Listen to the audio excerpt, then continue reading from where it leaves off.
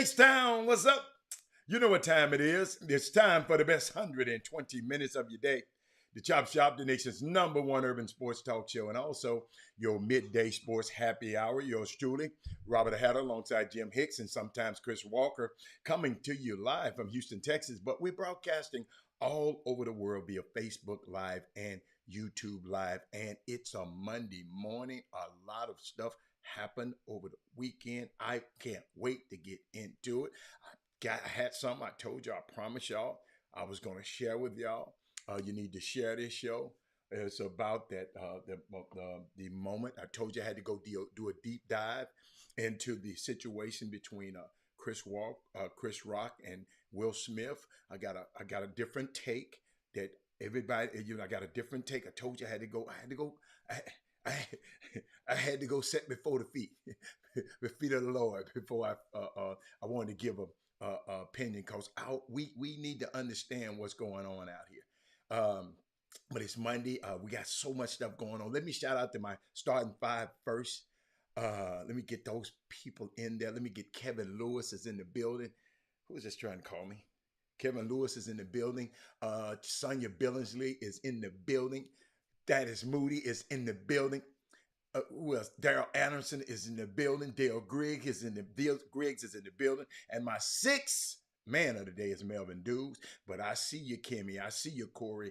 I see who is that? Mr. Jeremy Johnson. He said Mr. Jeremy Johnson. Michael Jordan. I see you. I see you, Mindy. Uh, uh, Glad you're here, Mindy. I'm a legacy mom. Jessica Brooks. I am a legacy mom. Gamma Psi 49 Spring. Jessica, whatever that means, hold on. I don't know what that means because I'm not.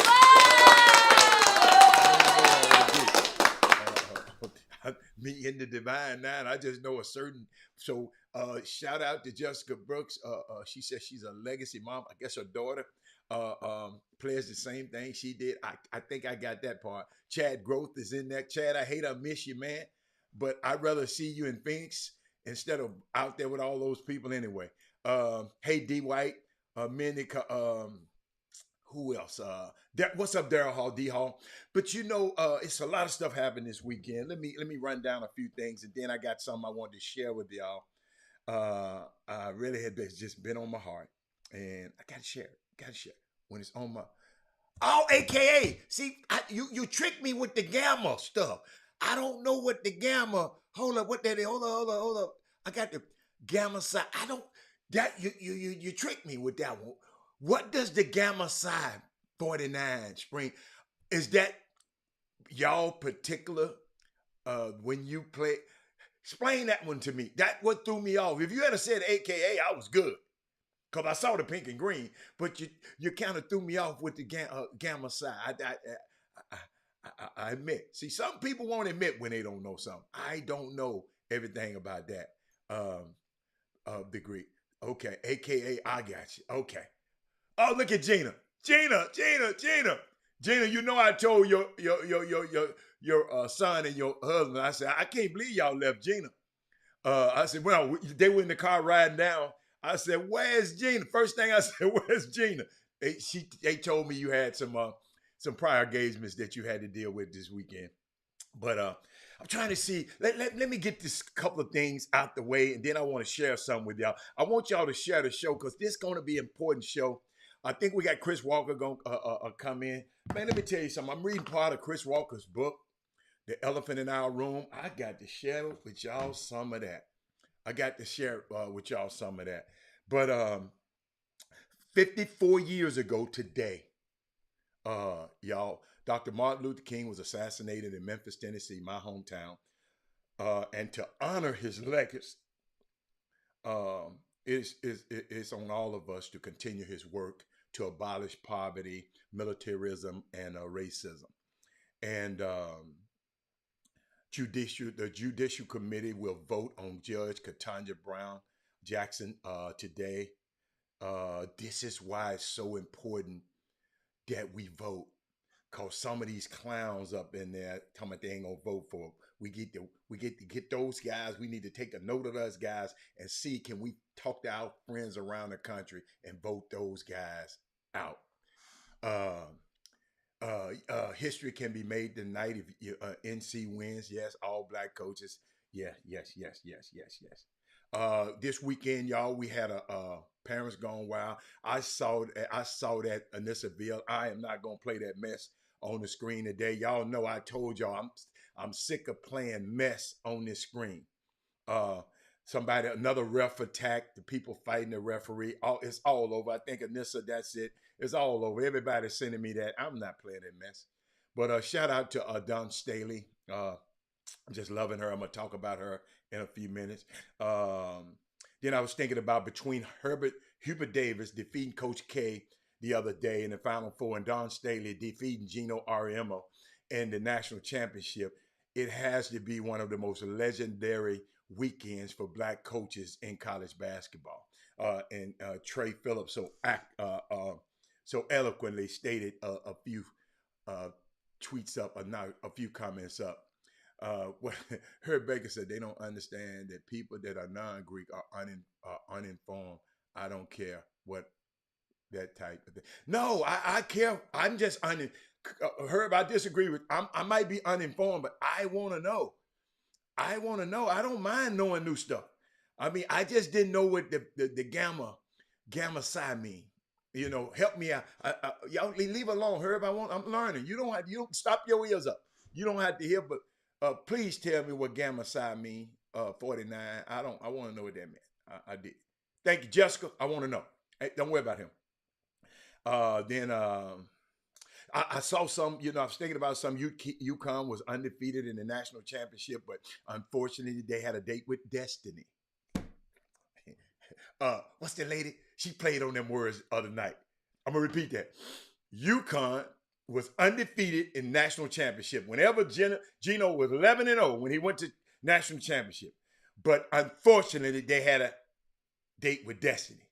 Destiny Henderson, who got a career high in a national championship game. So proud of that. Man, let me tell you something. The coverage, man, I just love that Dawn Staley. We're going to talk about her, but I got some stuff. I got some stuff for y'all. I got some stuff. Let me see. Let me say I'm going to start this. I got to address this, y'all. So, Henderson. I thought I said Henderson. What I said? Didn't I say Destiny Henderson? What did I say? I thought I said. But a guy named Sanford Meisner was an actor.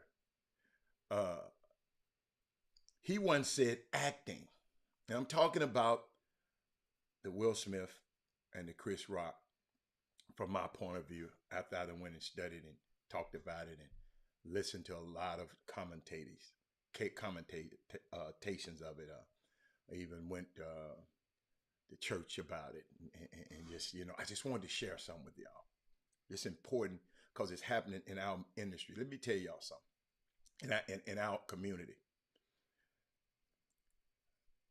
And mamas and dads, I want y'all to hear my heart on this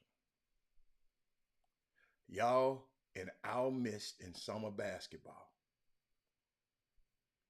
we got some evil, rotten ass people. Okay? We got some evil, rotten ass people in this summer basketball that's over programs, that's over our kids, that have influence over our kids. Don't y'all sell your kids' future trying to keep them on some of these sorry ass teams and these individuals that's running these teams. I'm telling you,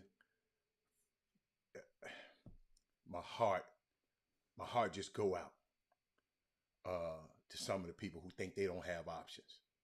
But our job is to figure out some options. Yes, Alfio, this is not an anniversary. Don't you let those folks After you, I'm gonna show y'all. Let me show y'all. Let me show y'all something. Let me show y'all something. An anniversary is a great thing. It's a commemoration. Don't ever type anniversary for no damn assassination ever again. I'm just helping you out. It's not an anniversary. We put that back up there. So I want a lot of us, let's quit being so ignorant to stuff. It's not an anniversary. We can honor Dr. King on this day, but it's not a damn anniversary. We got our words are important. That's why I'm about to share with y'all what I'm about to share with y'all.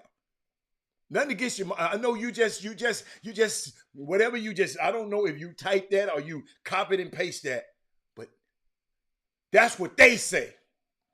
We don't say it's an anniversary. Anniversary is a great thing. It's one of the saddest days in my life, and my parents, and my people's life. So no, it's not an anniversary.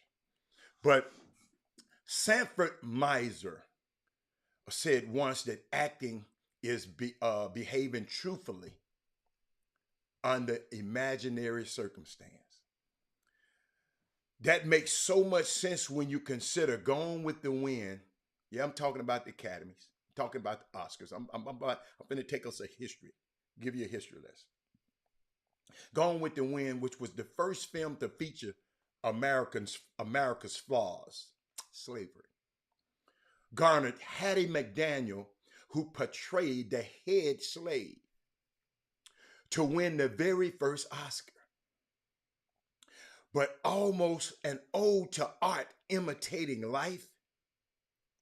What many of you don't know is that Hattie McDaniel had to get special permission from the Ambassador Theater just to come and accept her award, because the Ambassador Theater practiced segregation. Where they had the Oscars when Hattie McDaniels won for us being a slave in a movie.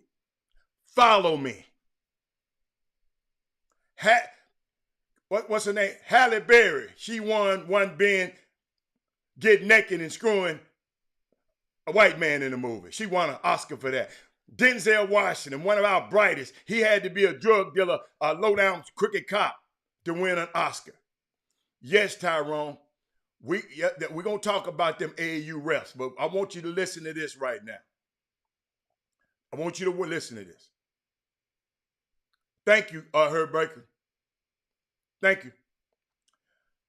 Let me get back to this. That Ambassador Hotel, that Ambassador Theater, right? They just came. She just can't just come and accept the award because the Ambassador Theater practiced segregation. They only allowed her to come and accept the award and then reverted back to being segregated. Hattie McDaniel had to sit in the back by the kitchen. When they called her award, she got up there and got her award, and then she got the hell out of there. This Oscars week talking about last week.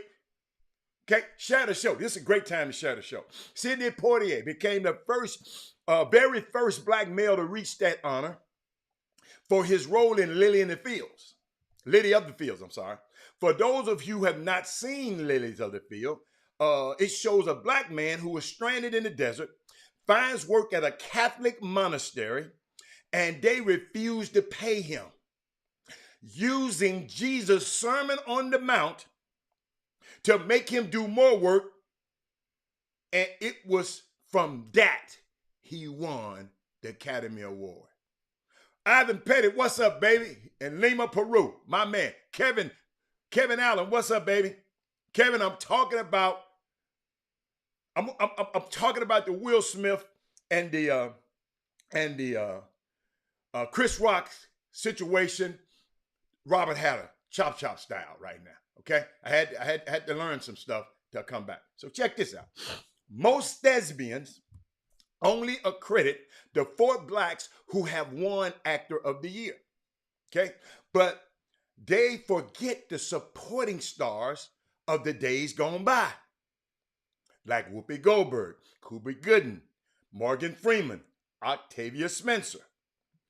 Black people have always taken the lead in support, even when we're wanting when we was not recognized. Follow me, Landon. We've been the supporting actors in every war America has ever fought in.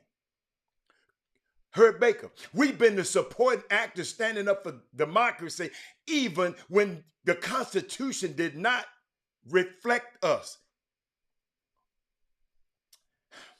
We've been the supporting actors in the nuts and bolts of the industrial era that we didn't benefit from. Regrettably, the society in which we are in doesn't celebrate support. Hold on a second. Because everyone just worships stars. The most recent Oscars award show, it was barely recognized that a hashtag had gone viral. Hey, Karen Thomas, share the show, Karen. That a hashtag had gone viral. Oscar so white. Okay, that hashtag it went viral back in 2016. Hey, Brandon. For the very first time, an African American was the producer and director of the most watched Oscar award ceremony in history, and we ought to be proud of that. Because when we do something, we show up, we do it. We paid no attention to the fact that not only was Will Packer in a critical position. See, I'm going to tell y'all what's so crazy about this thing. I didn't know Will Packer was doing the Oscars until after this kerfuffle. After this confrontation in this situation. I didn't know. But not only Will Packer, but Maryland's own Dante Winslow. Look him up. Bad brother. He was the original music curator for the entire production. For the very first time that the black man had ever held that position. He was the conductor. I didn't know. I didn't watch it, y'all. I'm telling y'all, I didn't watch it because I don't watch the Oscars. But now I taped it and I got to go back and watch it because he is the conductor. Ain't never happened before. I didn't know that. Maybe some of y'all did. Got something else for you, Brand.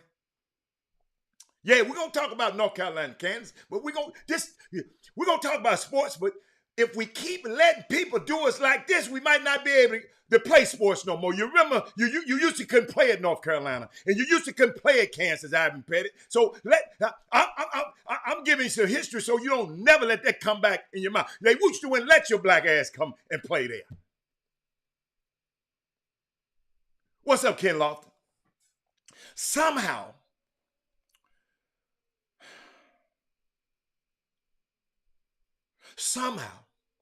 or another, we lost sight of the fact that after 136 films, Samuel Jackson was finally honored.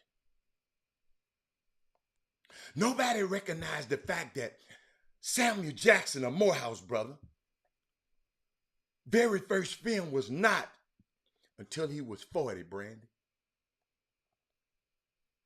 I don't know we just don't know how to recognize support. Oh, I'm going to get back to this summer basketball. Y'all, it's coming back to y'all. It's going to come back to y'all. It's going to come back to Hubert Davis. It's going to come back to Don Staley. I'm coming back to all of y'all. But rather and instead, 15 million people watched as the Fresh Prince of Bel-Air was transformed into King Richard and finally imploded as a court jester.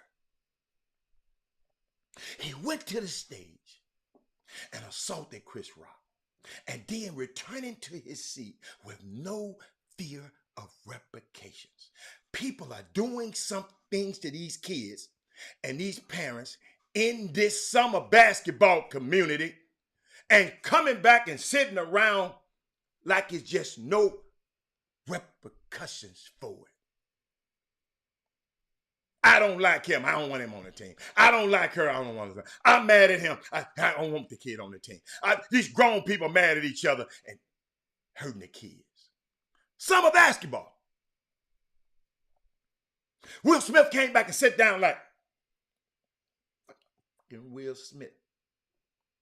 Aside from the astonishment from the audience and the viewers who were not sure if it was a skit or was it reality TV's biggest hour.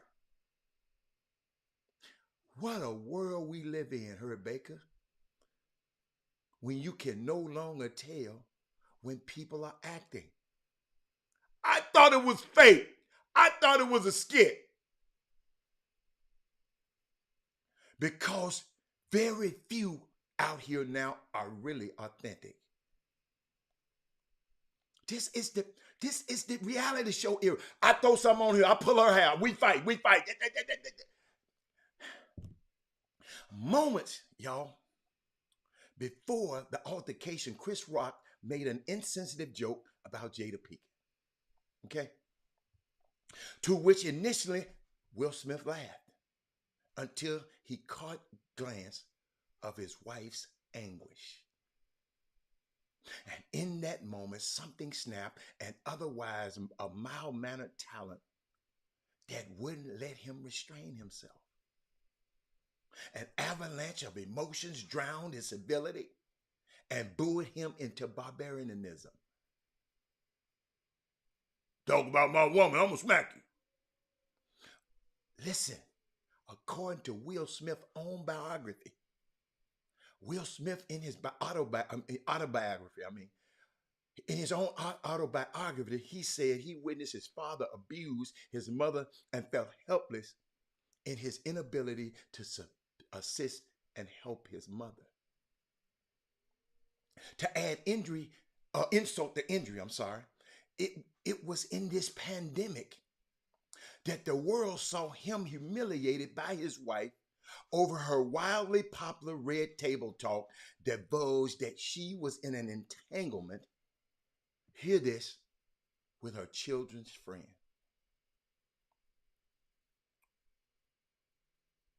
When it is that society puts you in a place and it has sold us a flawed view of understanding that makes you believe that if you have fame and fortune, you don't have fractures. What's up, Reginald Simpson?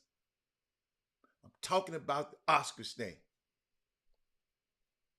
Thank you, Jay Jackson. I got more, Jay Jackson. Will Smith, after assaulting Chris Rock, went back to his seat and yells, went back to his table and yells, "Keep my wife's name out your mouth." Nobody in that moment of shock paused to see easily Chris Rock conceded that he would never do it again and announced to the whole entire world he had just been hit. He said the man slapped the mess out of me. Thank you, Uga. Uga, but check this out, Uga. The two most non-threatening black men in the world are now on a global stage as runway models for trauma, rage, and fragility. Denzel Washington pulled Will Smith aside and told this millionaire, "Be careful, because the devil waits for you to get to your highest point, only to bring you down."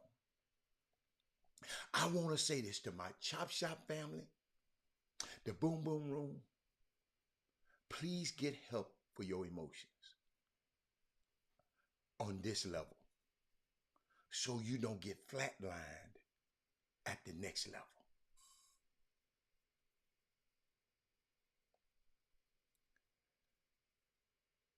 I do not want to take your cues or take your standards from false role models. I don't want you to take your cues. I'm sorry. I don't want you to take your cues or take your standards from false role models. Quit having your kids look up to these people. Your kids should be looking up to you.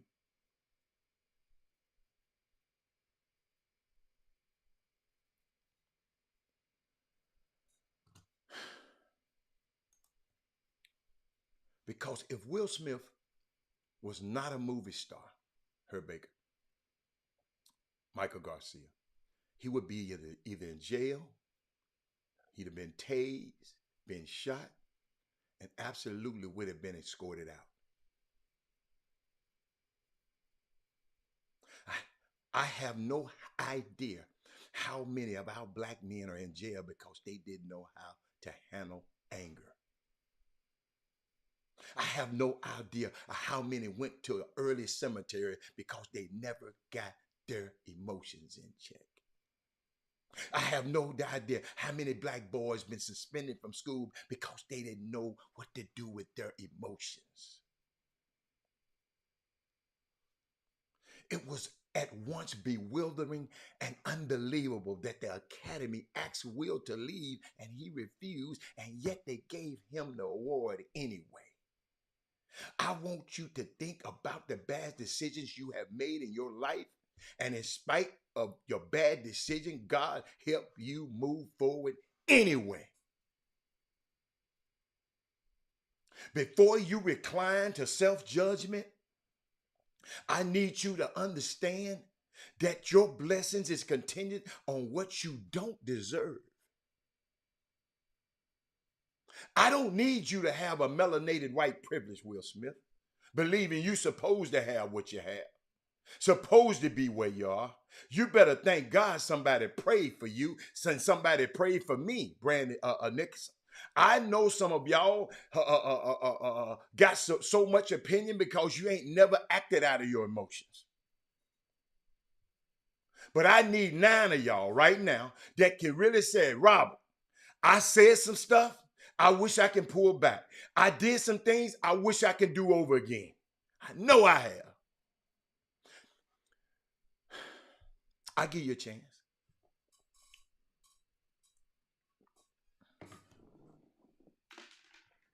Men, I told y'all I was going to have this for y'all money. Most of the Academy and most of the talking heads and most of the bloggers and most of those black Twitters has only focused on Will Smith. But today, Robert Hatter and the Chop Shop, Hey Crystal, we gonna emphasize on Chris Rock. In an interview with Trevor Noah, he revealed, hear this was before the awards. It's Chris Rock. Chris Rock revealed to Trevor Noah that he is in therapy 7 hours a week.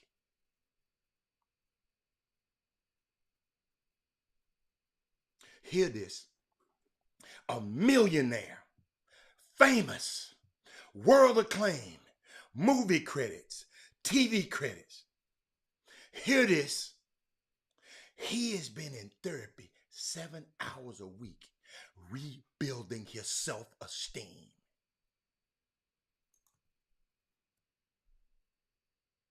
I ain't even going there, Landon. Help me. Follow me, Landon. Follow me. Just listen to me and follow. Because he acknowledged at 54 years old of age, he has a low self-esteem problem. He has no self-esteem. And he's rich. No self-esteem. And he's famous. No self-esteem. And he has accolades. Do y'all hear me? Most people on this feed, including me, ain't got none of this.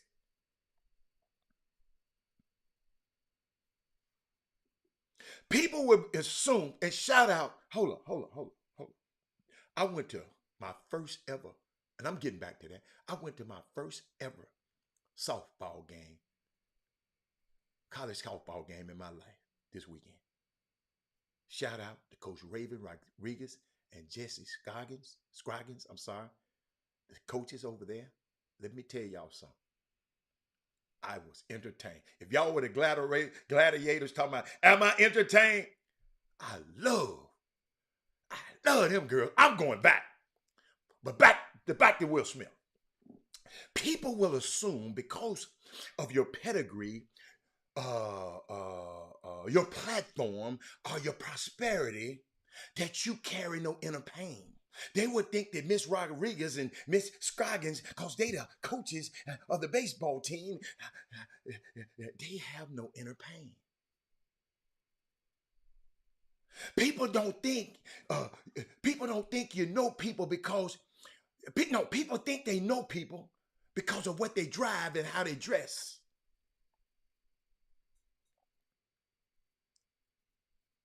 You got no idea what is going on in the inner workings of people. Here it is. You are jealous of.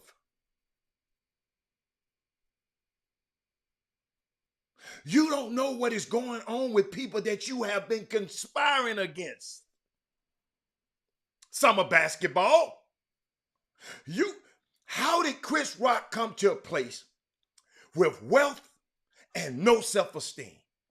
I know y'all, if I had that money, I'd be happy than a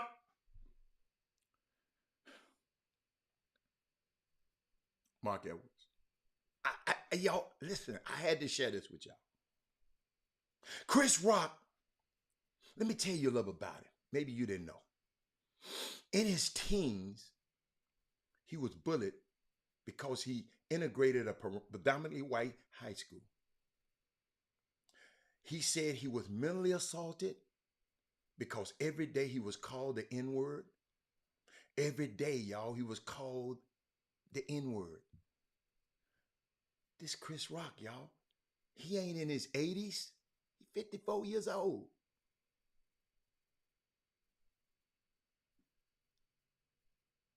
Did y'all hear what I just said? Every day he was called the N word and no teacher intervened. Every day he was physically assaulted on the school property. Hear this, and the authorities were never called.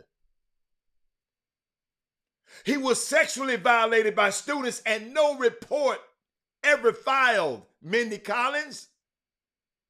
And we worry about summer bad, and you wonder why referees fighting. They fighting referees in a game. I'm telling you why. Everybody has a breaking point. Langston Hughes wrote a poem. Negroes sweet, docile, meek, humbling, kind.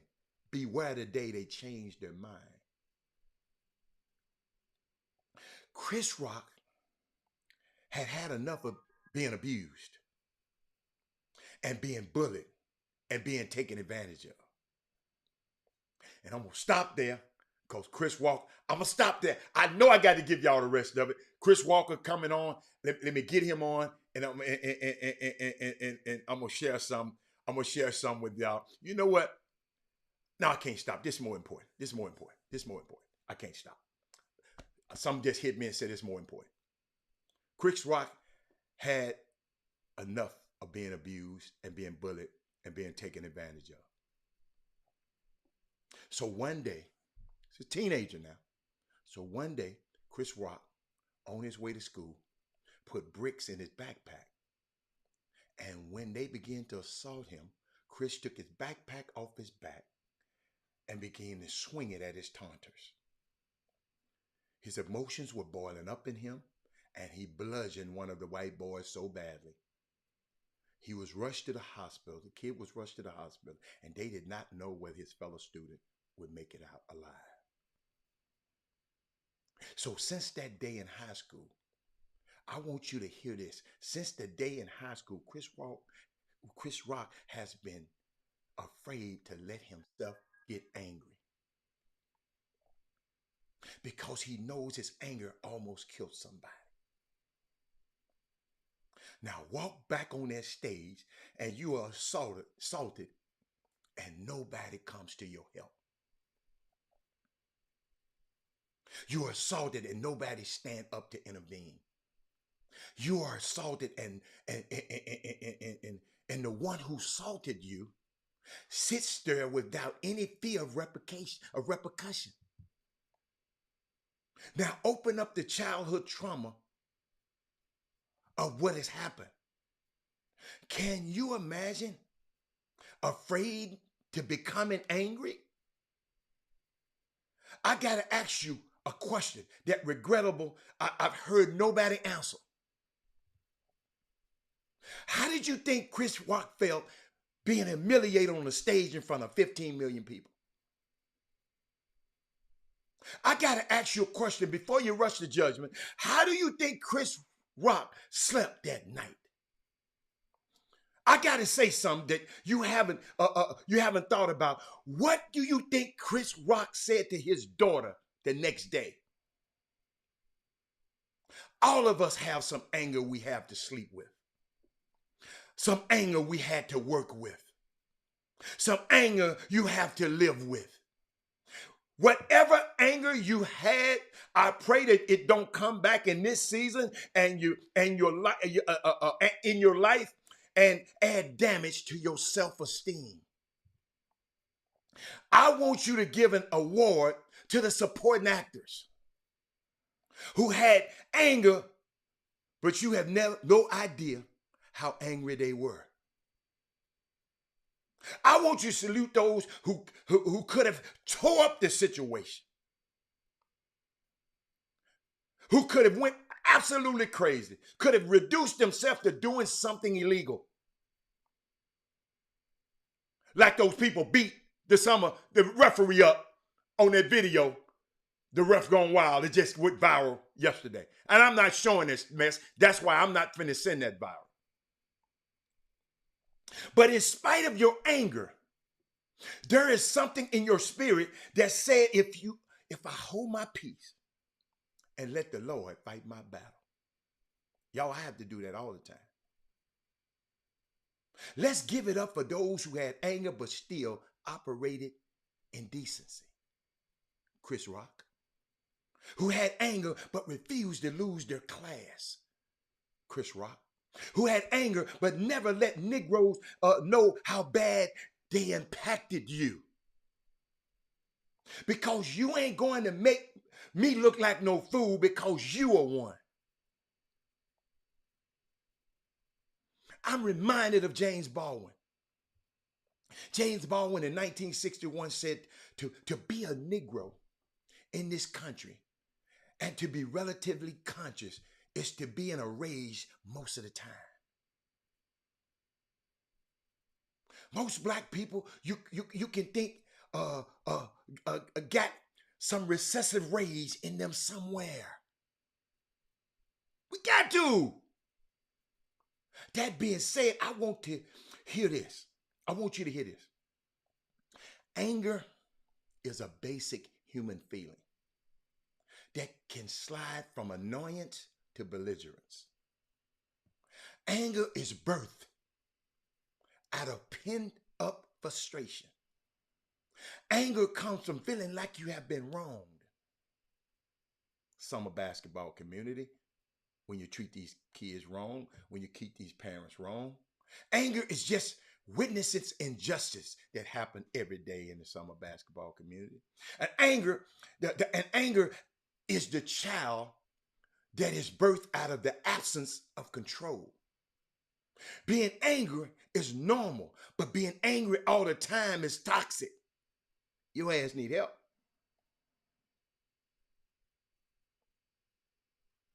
And acting out on anger is immature.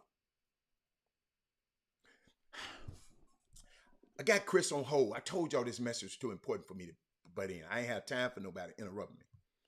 Y'all don't think that our next Supreme Court Justice, Ketanji Brown, who they voting for today, wasn't angry sitting at that table having to deal with the likes of that fool, Ted Cruz, answering questions from people who don't have her record of service or her GPA?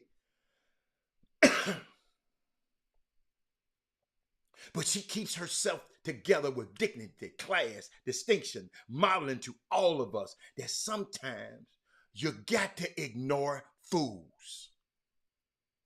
Sometimes you got to tell them, talk to the hand. Sometimes you have to take the high road when you're dealing with low lives. When I was a child, I spoke as a child. I thought as a child. But when I became mature, I put away those childish things. Anger will make a fool out of you. You see them fools out there fighting? Go look at the video. Beating the referee up. Everybody fighting the referee. Anger will destroy your family. Anger will scar your children. I'm going to repeat that. Anger will scar your children. Anger will have you dressed up as orange in the new black. Hope you get that one. Anger will raise your blood pressure. Anger will cause heart disease. Sometimes it will make you angry when people assume you are strong. It will make you angry that because they're so used to you being so resilient, they think stuff don't bother you. They are so used to your Superman or your Superwoman that they are not equipped to handle your Clark Kent or your Lois Lane. I wonder if you could validate your imagination for a moment. Everybody on this feed. How do you think history would be different? Just follow me. If Will Smith had come to that stage, took the mic from Chris Rock, and said, man, please don't respect my wife. Honor black women. Be sensitive to those who are dealing with issues of their health. I knew I threw y'all for one. How would it have been different if it would have been modeled what a conversation would do? In the middle of a pandemic, isn't it amazing that we had the whole, this whole thing can just go viral. You remember during the pandemic, we had this thing called Can We Talk? It went viral. And everybody threw that out, thinking that the only way that you can exhibit and model love for your woman is through violence. I hear some women out here talking about, women out there saying, that's how I want to be loved. You want to be loved through violence? Bishop Jake said just this week, they messed me up. He said, I've never seen an abuser who loves themselves.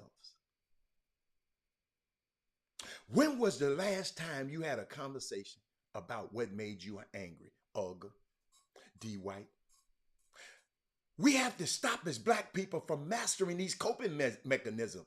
Crystal, I know I'm hitting people. I already know it. When you are angry, stop saying it's cool. When you're angry, stop saying it's all right. That's all right. When you're angry, stop lying and saying there's nothing that's wrong. When you're angry, tell them to give me a minute.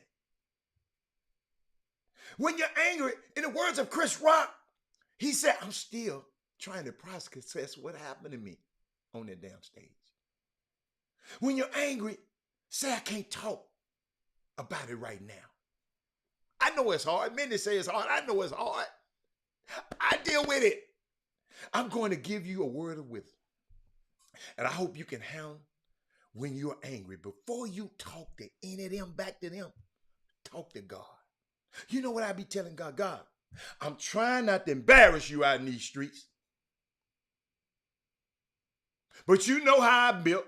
You know how I'm set up. You know I haven't always been saved. You're going to have to do something about this. Got to give you this story. A mother had to deal with her son that was angry. Whenever he was angry, he would break into a rage. And immediately right after that, he apologized. The mother took him in the backyard and said, you keep acting out of anger and you need to cut this out. So you said, come on, Hal. And you have no idea what the impact of you acting out like this is, son. So the mother took the son in the backyard, gave him a handful of nails, and gave him a hammer and said, I need you to hammer those nails into the fence. If that's how angry you are, bang them nails into the fence. He did it. She asked him, how did he feel? He said, yes, I feel better, Mama. She said, this is what I need you to do. Now I need you to pull all those nails out of the fence and pull all the nails out of the fence. And she said, and she said, say I'm sorry. He said, tears running down his face. I'm sorry. And she said, I know you're sorry, but look at the holes that are still there. Even after you said I'm sorry, it has still left an impact on what you did. Y'all get that on the way home. Everything is not going to go right, Tamika. But how do you respond to it has got to be different now than it was before the pandemic. Can you imagine, Tamika, 2 millionaires with no self-control? That's what we're dealing with. I don't care what he believes in, it's what you believe in.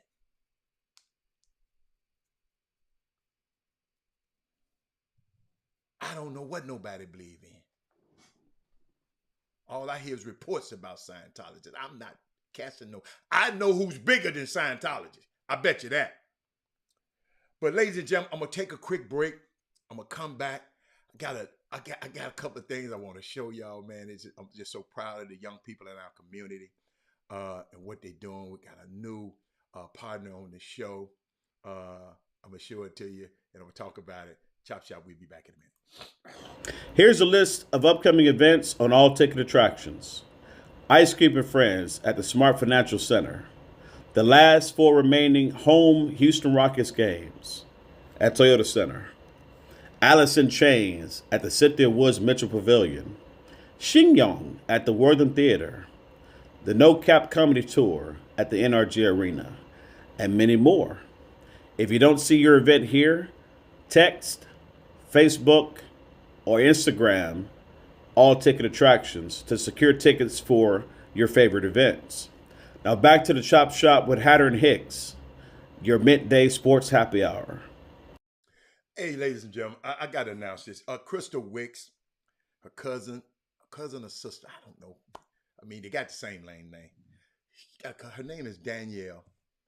She got this company called 1818 Charcuterie. And I found it.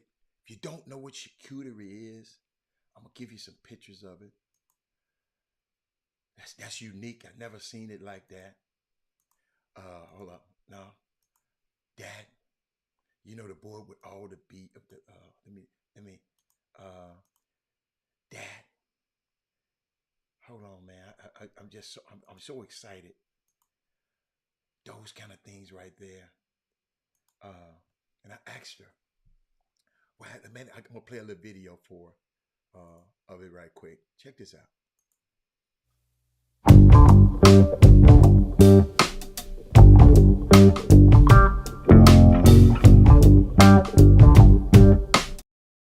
She got a charcuterie company, y'all. When you're having parties and stuff like that, Mindy says she loved it. Mindy, I'm going to give you all the information.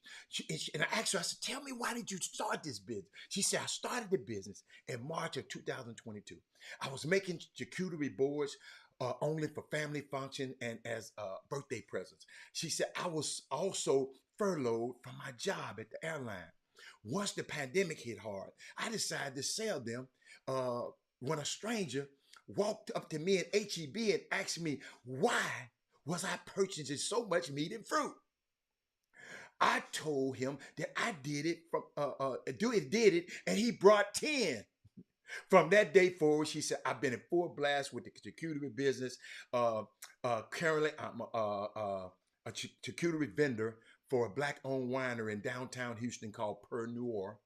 She said, I absolutely love what I do. I'm going to put the information across the bottom of the screen. Hold on, let me see if I got it. It's one of these. So it's one of these. It's going to be coming across the bottom of the screen. I'm just so proud of her. And I said, Danielle Wicks, you can contact her at that number, screenshot that number. I'm just so proud. I'm just so proud. You see how resourceful we are. That's why I love our people. You see how resourceful she is. She did something she was just doing for her family. And someone asked her a question. And yeah, you can't make it up. So guess what? Everybody on this feed need to call that number and buy and purchase a charcuterie board. I can't wait. I can't wait to get mine. And I'm so excited about it. But shout out to Danielle. Thank you, Crystal, for hooking me up with her. And it just make me proud. So now I can call Chris Walker back and see is he available now, y'all? Because I just couldn't let him enter. Let me see. He probably mad at me. Call back. Okay. Connect again. I'm sorry. Connect. Y'all know I can't. Y'all know I can't multitask. I am terrible at I messed up. What's up, Slim McDaniel? What's up, everybody? Let me see. Can I bring him in? Let me see. Is he gonna come in? Oh, there he is. Walt, I'm sorry, baby. Walt, I hope you look up. Look up. Your head is down, Walt. Walt, I got you, Walt. You don't have to call back in. I see you.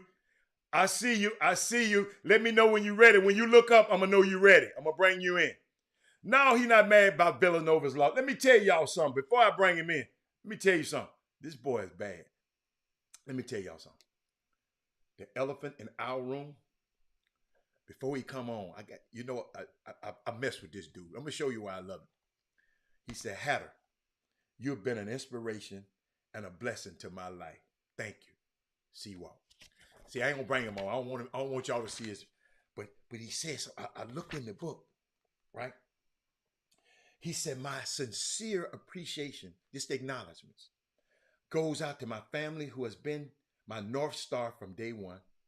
Their unconditional and unwavering support has influenced me to do the impossible.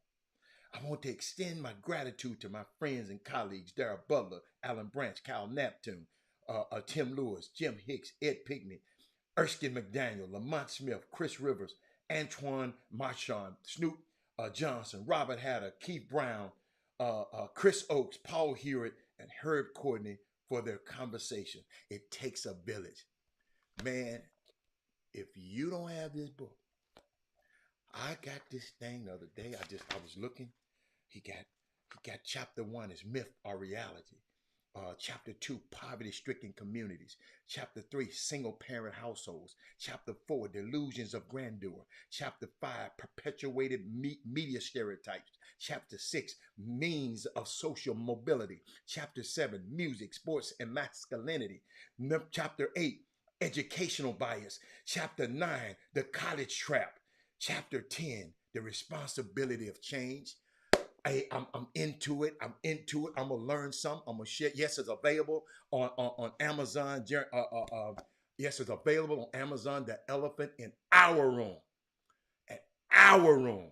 He played on those words, man. Proud of this dude, man. So much. I'm gonna bring him on the air. So right now. What up, Walt? Yo, what's good, Hatter? Man, I appreciate the shout out. I just left your dude, man. I said, I'm gonna go get on the chop shop a little bit because I got a little time for my call time with Jimmy and Sandra and hanging out with a couple other folks. Yeah. That Pink Manning spot. We was over at Manning's. Oh, okay. Yeah. How is it? And Archie came in too while we was in there. So no. It's a good time, man. It's been a great Final Four. Thank God that it's not over yet. We're trying to move past that the pandemic, and man, people are here having a great time. Tremendous night on Saturday. I know Oh you were my talking about. goodness. People saying being sad for Villanova. Man, Villanova. I tell them all the time.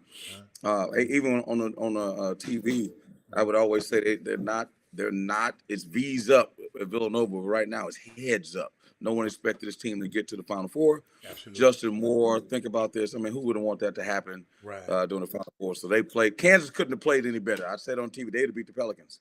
They sure would have beat the Lakers the way they shot the basketball. So when teams play like that and are that good, you just got to tip your hat off to them, you know. But hey, this has been a really, the weather's been good. I saw Herb. What up, Herb? I saw Herb. Herb was there with I got used to that. Pops. That was my fault. Herb was there with Big Fox. Oh, that's right. Somebody told me that. We had a great time. We had an event at TJ Johnson. Think about black business, man. We was at TJ Johnson. Remember TJ Johnson? He's a head coach at Texas State. Yes. His little brother DJ Johnson got a spot in New Orleans. Got a black-owned bookstore. Got a nice courtyard and a nice little lounge. Man, it was coaches wall to wall, man.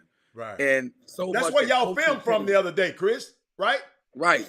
Okay. Right. Coaching Changes is a Twitter handle where they talk about all types of stuff. Is going to coaches. Said the two places that you want to go to meet coaches at the Final Four, they put our event and they put the pump party.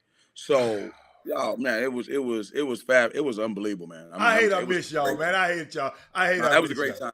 Huh? I mean, for the first time coming back again, it was a really good event, man. So, just got a good chance to hang out with people you haven't seen in a long time, man. I know. And New Orleans was a perfect place to do it. But, and Chris, you were involved. I know you were involved in a lot of stuff. I mean, every time I looked at your schedule and I said, oh my goodness, you called. How many games did you call? No, I only did the Reese's All-Star game. I thought you were going to do the HBCU game too. My bad. I thought you. Well, I'm second tier. I'm not high level. So obviously, Clark Kellogg was the guy that did that game. So that's the. Oh, I did. Okay. And then the other guy who obviously played at HBCU, who we all love, and I call him the baby goat as well, is Avery Johnson. That's right. So, okay. You know what I mean? Okay. And a lot of people don't give Avery Johnson his just due. Avery Johnson was coaching in the NBA, coaching the finals. He's a bad dude. Yeah. A bad dude. And in college, led the nation in scoring at Southern University. Exactly. Couldn't shoot a lick now. Yeah. And he talked like this, Robert. You got to understand, Robert. Exactly. He said, and Avery, I really understand. I like how Robert understands the chop's a great show. And that's how Avery talked, and Avery good dude, man. You know what's so funny? I got a chance when I was calling hey, Sandra, called the TSU game, and I got a chance to see, y'all, I don't know what to expect. This is my first time. So I'm sitting there at the table, and to my left is Avery Johnson, and to the next to him is Jim Jackson. All of these guys I'm friends with, played golf with, I did so many things with, and I'm sitting up here never thinking that I would be doing the same thing these guys did. I mean, it was so surreal, that moment at the regional. And I mean, these guys I got their numbers on speed dial. And I keep forgetting these guys are at the top of their craft in this field. And Chris, you just said it again. It's amazing. And guess what, Chris? And I know I've said it on this show a million times, that I see you there. I mean, I know you know how good you are, but sometimes it's good to hear people. I saw you because I'm watching this stuff. You got to understand, I've watched more commentators. I used to didn't listen to the game. I always turn the game off. I remember I used to tell you that, and I used to play the game in my head because I didn't want nobody to scare me. But this year, I listened to all of y'all. I got you so many videotapes on you, listening to you to prepare me for the TSU broadcast. I listened to Clark Kellogg. I listened to Lapis. I listened to, it's amazing that y'all so good at what y'all do. I be saying, how do they prepare like this? I hadn't had to study this much. I never forget, Chris. I agreed to do and a lot of people don't know this. I agreed to do the TSU gig at Prairie View on a Thursday. The game was on a Saturday morning. Chris Walker, I had to learn 14, the 2 women's teams and the 2 men's teams that I've never paid attention to in 2 days, Chris, and be able to recall them in what they did and where they went to school and some interesting things about him. Chris, that was the biggest challenge I ever had. And then you sent me some information. You said, Robert, this how you do it. This how I do it. This how I do it. So I thank you, man, so much because you helped me get through this season. No, I appreciate it, man. It's definitely again, there's tougher jobs in the world. People that are saving people from cancer, and guys flying planes and people not crash. There's tougher jobs. I wouldn't want to make it seem like what we do is changing the world in a lot of ways. But I was with some people yesterday, and we had very passionate conversation about narratives. Okay. And narratives are important. Chop Shop is a narrative, right? What you see on TV, and I say this plenty of times, affects the way you look at the world. And the elephant in our room, and I appreciate you for hyping that, is that media stereotypes. It's real. I was saying, somebody said, what's funny? Again, I attack it from a lot of different ways. A lot of it is about race, because people want to run away from what all this stuff is really about. It's about race. It's a social construct that we as human beings, now obviously not us, but the dominant culture brought into the situation where it makes one group feel less than the other, and it makes it justified to take from one to build up the other. Absolutely. That's what it is. Absolutely. Right?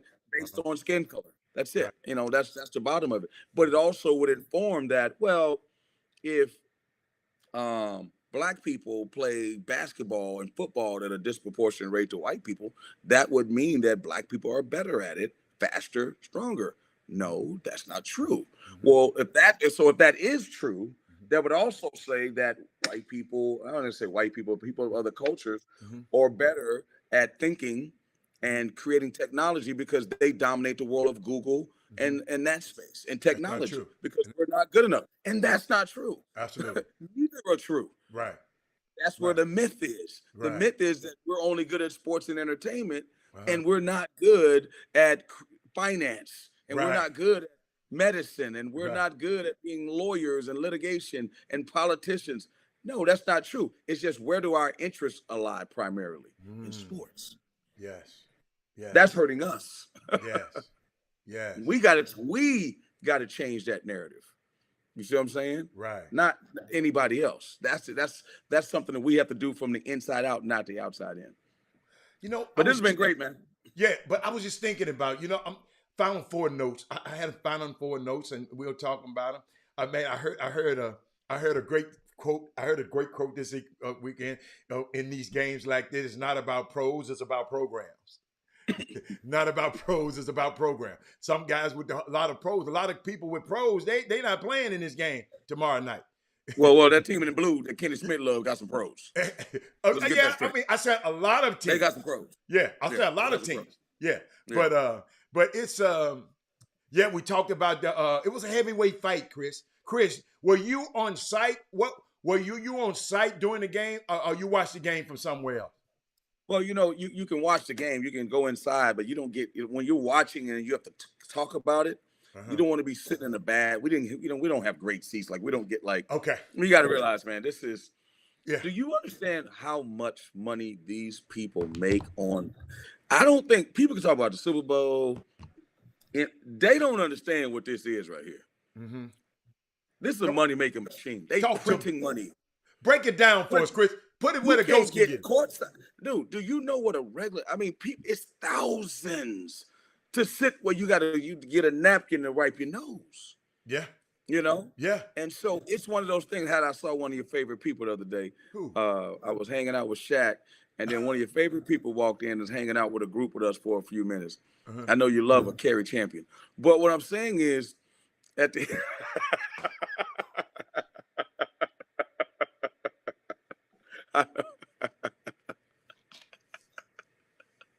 carry on. Hey, and she's all of that you see on TV. Yeah. So just a phenomenal person. Yeah.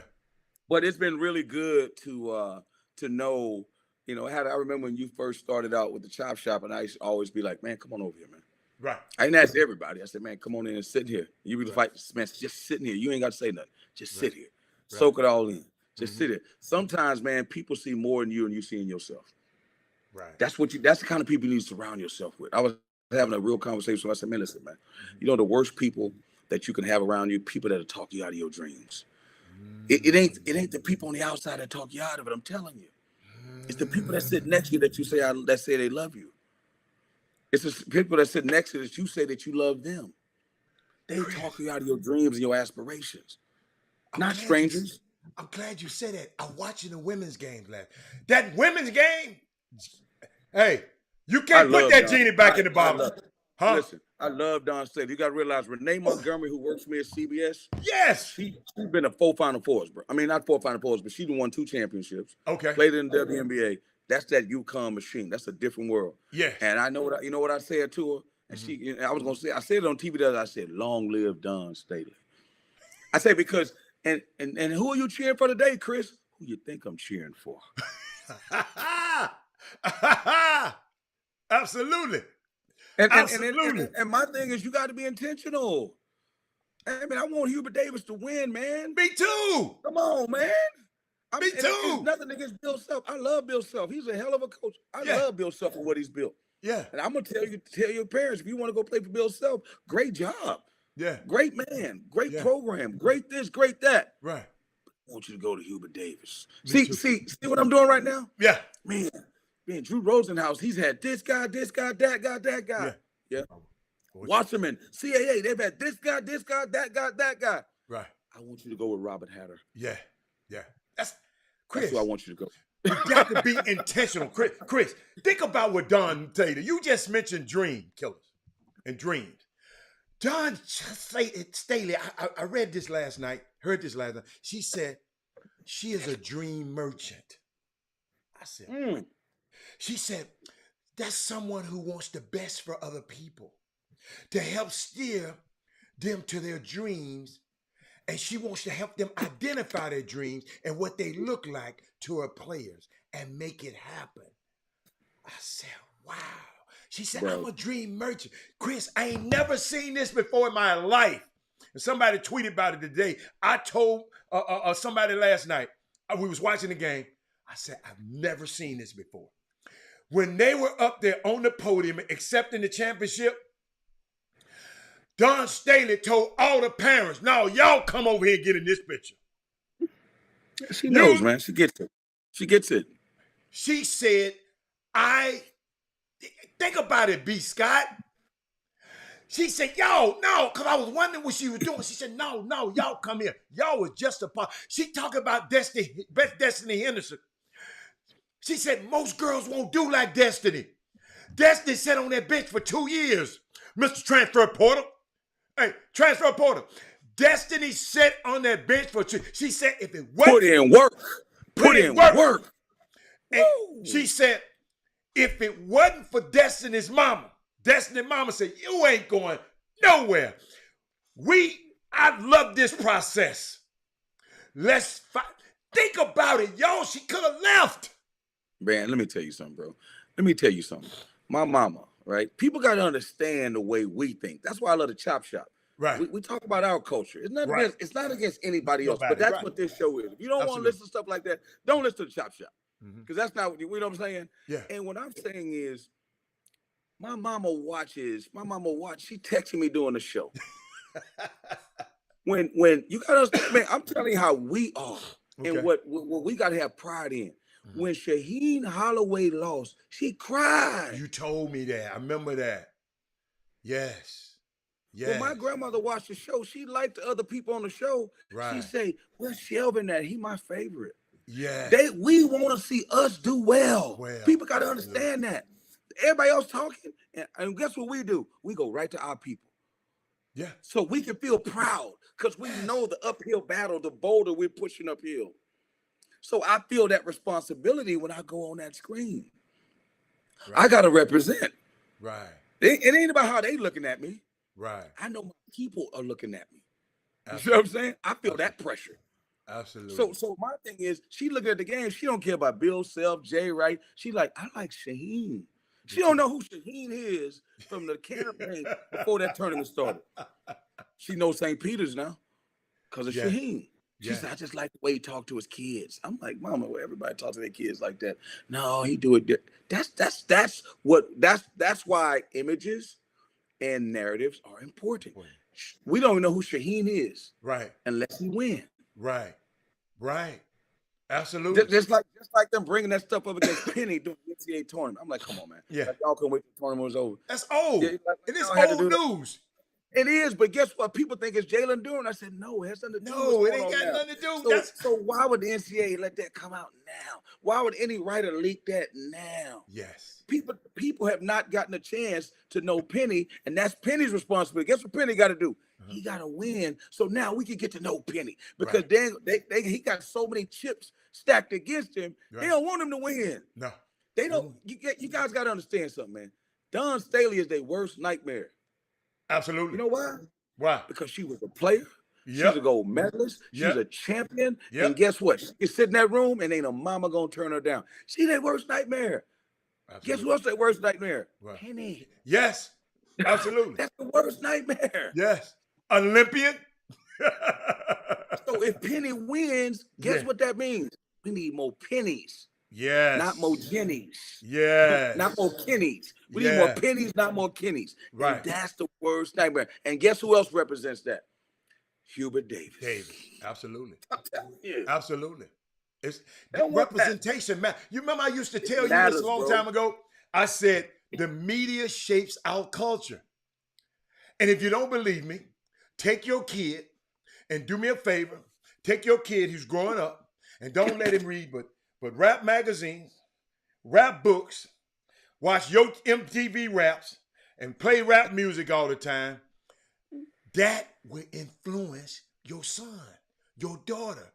Whatever media shapes our culture, that's a form of media. It shapes our culture. Whatever. So if we keep getting images like this on the screen, that's why I keep telling y'all, when people don't ever let nobody talk negative about the Chop Shop. You got to be out your mind. You come on here every day and let somebody, man, ain't nobody. No, this platform is like no other. All you got to do is skim through YouTube. It's like no other. And Chris, the representation matters so much. That's why I love the fact that what the guys like. Not to say the young guys are in the financial realm now, because we still got more work to do, y'all. I never forget this. I know a lot of people don't like him, but I took my son and had about 5 or 6 of his teammates to an R. Kelly concert long time ago when they were in high school. In 2008, when Obama had just won. Okay? R. Kelly stopped this show, all this bumping and grinding, and was talking to the people. He said, man, we don't need no more basketball players. We don't need no more singers. We need some more Barack Obamas. Yeah. My son took that. He said, he came home to me, he said, Dad, wow. He said, we don't need, he said, R. Kelly, he said, we don't need, he said, I want to play basketball, but I want to do more. Yes, I want to be powerful. Yes, I want to be this, but I want to do more. Because what? Somebody gave him a representation of what it would be like. We don't need no more basketball players. I mean, it's good to be one, but guess what? It's just it's so unique, Chris, that's why I'm so proud of you being where you at. I appreciate it, man. Like, listen, man, like I said, I can't do it by myself.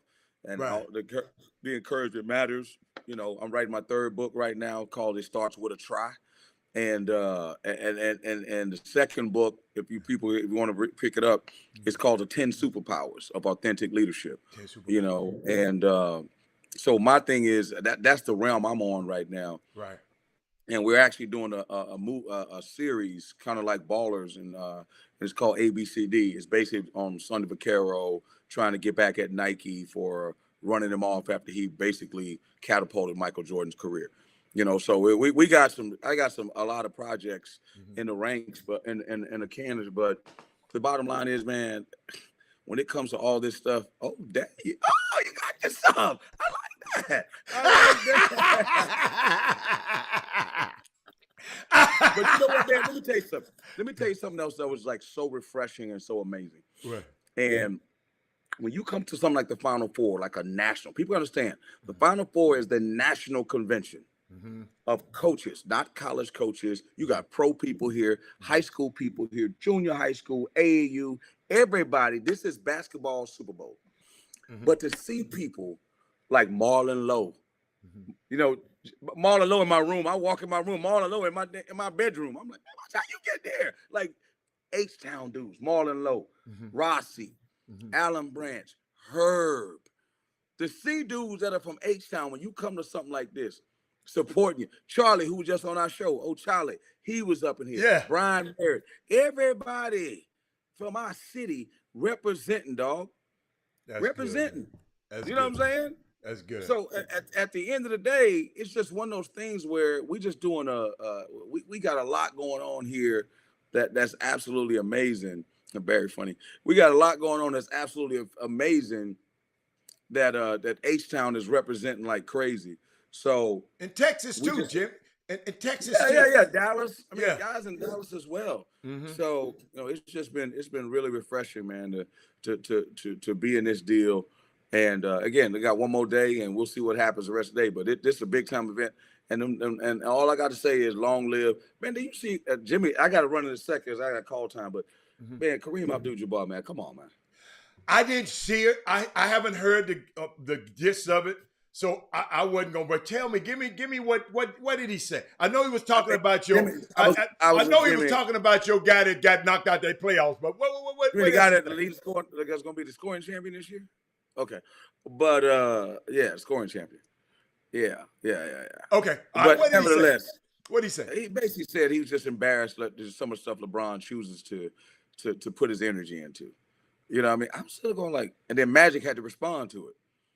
Okay. So I would, maybe tomorrow I'll come on and just check it out, and then we'll talk about it tomorrow about again why Kareem. Obviously, everybody's talking about Kareem a lot more for one reason, because of the scoring record. Right. So his name is being mentioned more and more and more. And if you watch, again, I keep telling everybody, watch that new series on the Lakers, Winning Time. Oh, I've been watching it. It's off the chain. Off the chain. Meat rack. Man, I see why Magic don't want anybody to see it. But at the same time, it make Magic look all right to me. And now you know where he get his name Buck from. You just keep watching Young Buck. Yeah. That's where he gets his nickname Buck from. But Norm Nixon was really something else, man. That's his son. That's his son. I know, but I'm just saying, Norm, I've been blessed enough to be in that time when I knew Norm. Yeah. And he's amazing. He was a beast. Yes, sir. Ooh. Yes, sir. Yes, sir. They had a restaurant. Him and Debbie had a restaurant I used to love to go to, and it slipped my mind in LA. Oh my God. Because every time I got off the plane, I used to go to the restaurant. It was on Sunset. Man, I can't. I would think of it in a minute. But that's history. But it makes Kareem look kind of crazy in a lot of ways. Now Magic didn't like this rendition. I don't blame him. He didn't. I don't blame him, because some of the parts didn't make him look good. He didn't authorize this one. Well, whatever, because if it authorized it, it wouldn't be as good if he authorized it. And then he coming out with a documentary, I think, at the end of this month. At the same time. Well, he's doing that because he knew this was coming out. Yeah, and balance it out. You know why he did it? Because after Mike did The Last Dance, Mike says, now it's your turn to do yours. Well, it's ironic that it's coming out now. It's very ironic. And Jeannie Buss gonna have one too, because it made her look like a little bozo. Actually, no, she discovered the foreign club and the Laker Girl. Oh yeah. I don't think it make it look like bozo. It made her look good. I don't know what's gonna happen later. Yeah, I didn't watch the one from last night. But listen, I got to run, man. I got call time, but I'll be on from 4 to 6 today, and after the game from 11 to 12. So that's Eastern Standard Time. So I'll holler at you, bro. Go do your thing, baby. 5 o'clock. Yeah. I'll holler at you, man. Y'all chop. I'll see y'all later. All right. Okay. Wow. Let me get Chris out of there. Let me get me back in there. Y'all, wow. Did y'all see that? Hold on. Let me try something, y'all. Let me show y'all something. Let me see. Let me see something. Hey, y'all see me? Y'all see my charcuterie board? I got the Final Four and my charcuterie board behind me. Oh, y'all know I'm just playing. I'm doing this thing over here. But shout out to Chris Walker, man. It just make me proud, man. Sitting there watching the journey. You know, he was up for the Rockets job. Never forget, he really wanted that job. And he was hurt by not getting that job. Ryan Hollins got the job.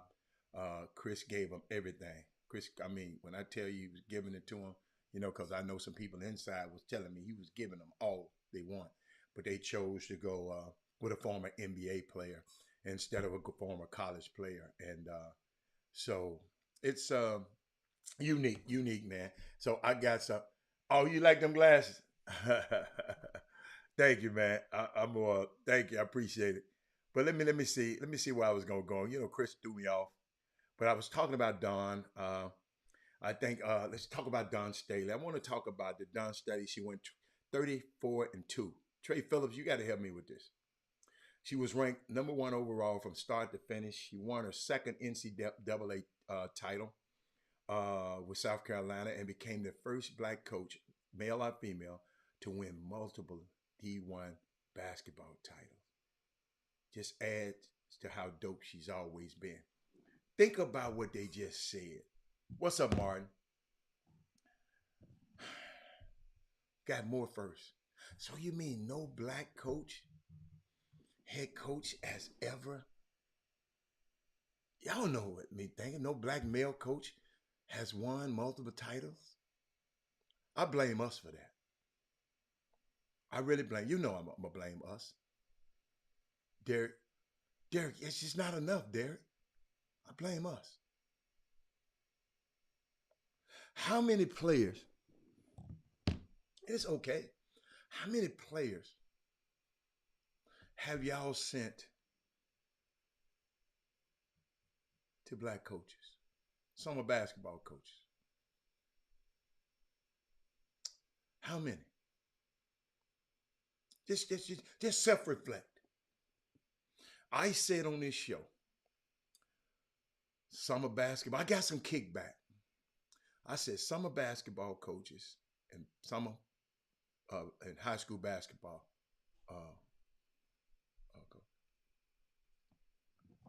Well, how is done? If Carolyn Peck, only other black coach has. Oh, you talking about the finals? I'm talking about reach two. We talking about two championships. And I said, y'all, the power. I know Dedrick Carr, they not gonna do it. You know, I know these folks, man. I mean, you know, I hope they do it. But we have the power. Summer coaches. But I know why we don't use our power, because we got, like I say, y'all, we got some damn fools in this summer basketball community. That's running teams, that's coaching teams. And at some point, I'm going to start exposing them. I hate to say it.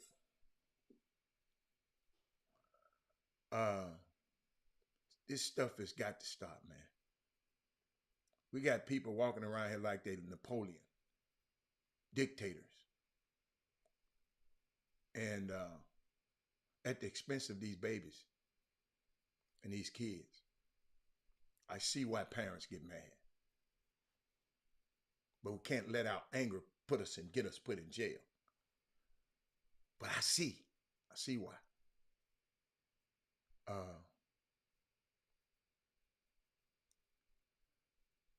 It's just unique, man. The power that we have as parents on the team. If you got a clown that's coaching your team or over your team, now you got to remember the difference in a moment and a movement is sacrifice. You might have to sacrifice something. Your kid might, all of y'all just don't show up for that weekend. You have the power. What are you going to do? Replace y'all? Then y'all can just take y'all team and go somewhere else and play. You don't have to play for a particular brand, ladies and gentlemen, anymore. If you good, we're going to talk about you on the Chop Shop. We talk about kids that don't even go to college, ain't going to even have a college on the Chop Shop. Parents, we got to quit letting these guys steal your joy and zap your energy. That's one of the reasons I didn't go to New Orleans this weekend. I wanted to protect my energy. I knew it was going to be a lot of people down there. I did not want to be around and not want to talk, but they was going to be in certain circles because if other people I know going to be there, I just did not want to. I did not want to go spend all that money to get my energy zapped. Now, if I was going down there to get a client or an opportunity, see, I don't go to no party. I done partied out. I ain't got to go to no party. I done been to the Forum Club before. I done been there. Put the elephant in the room. Elephant in the Room, Chris Walker's book, Dorsey. The Elephant in the Room. Screenshot it right now on your phone or your computer. But I didn't want to go. I got calls every day. Rob. Protecting your energy, ladies and gentlemen, is not a crime. You know, you're a friend of mine. You're having a party. You're having a function. And you got a lot of people coming to that function that I don't want to be around. I'm not coming to your event. Nothing against them. I ain't mad at nobody. I just don't. Man, life is too good. The elephant in our room. Yes. The elephant in our room. I just always say your room. Elephant in the room. Elephant in our room. But it's an elephant in the room. It's an elephant in the room in summer basketball. Parents, y'all got more power than y'all think. Playing these little Junebug basketball games, it ain't matter. John Lucas told me a long time ago, Robert, you don't want your son to be the best 9th grader. You don't care about your son being the best 10th grader. I know everybody might. You don't care about your best. You want your son to be the best 12th grader in the city.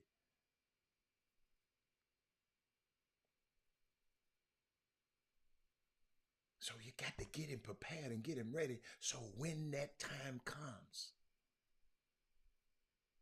all he got to do is play one good weekend and the right coach see him.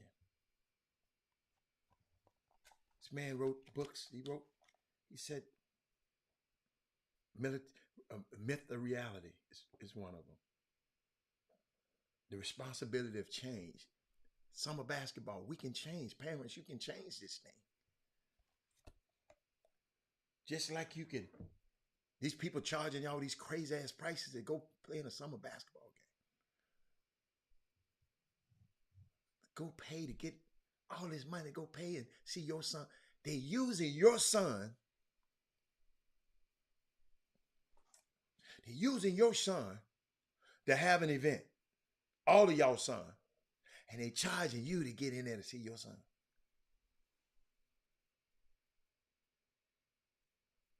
NCAA the same way.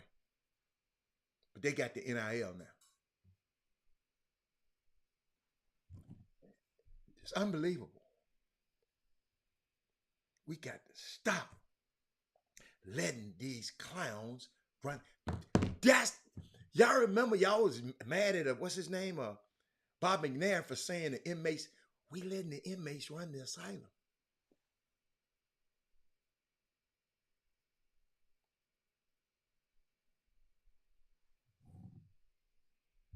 Thinking about Don Staley again. She said it always been about the players.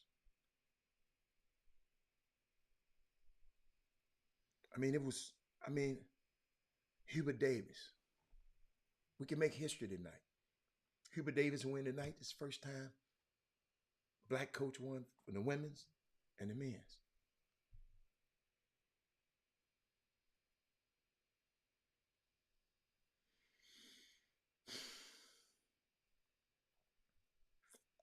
Chris mentioned Memphis.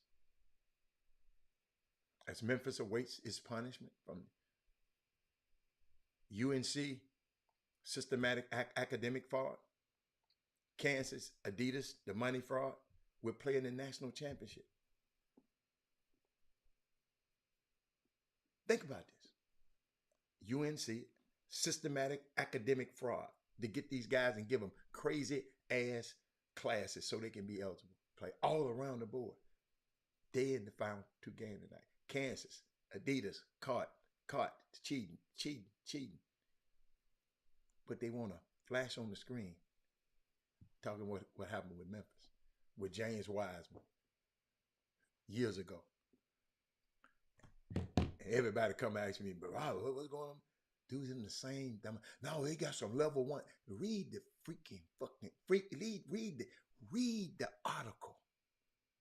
Read more than one article so you can understand. See, they just want you to read the clickbait in the first few. Read the whole article. All it is, Memphis wasn't corroborate. They had a investigator who nobody on the Memphis campus, nobody liked the way he came in there. Mark Edwards, I'm sorry for cursing. So guess what? They said, well, you bring us somebody else. We don't want to deal with this clown. So guess what? Memphis refusing to turn over information. No, just to you, clown. But they ain't going to tell you that.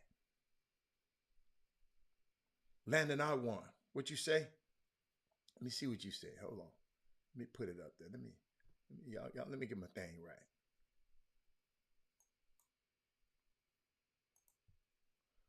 I told parents of a sixth grader who's pretty good, don't allow these coaches to have your kid playing every single weekend. Absolutely. He needs training. Yes, sixth grader need to learn how to play. He need to learn how to pivot. He need to learn how to not travel. He need to quit carrying the dang ball. It's a lot of stuff that these kids need to learn how to do. A sixth grader. Pay close attention to the 100. Yes, absolutely. Absolutely. I know it's fun to play, but if you want to learn how to play, teach him how to actually play.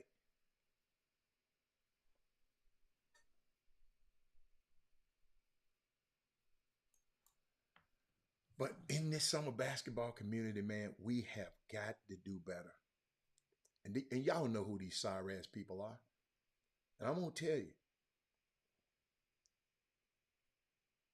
Y'all going to they almost about to make me expose their ass.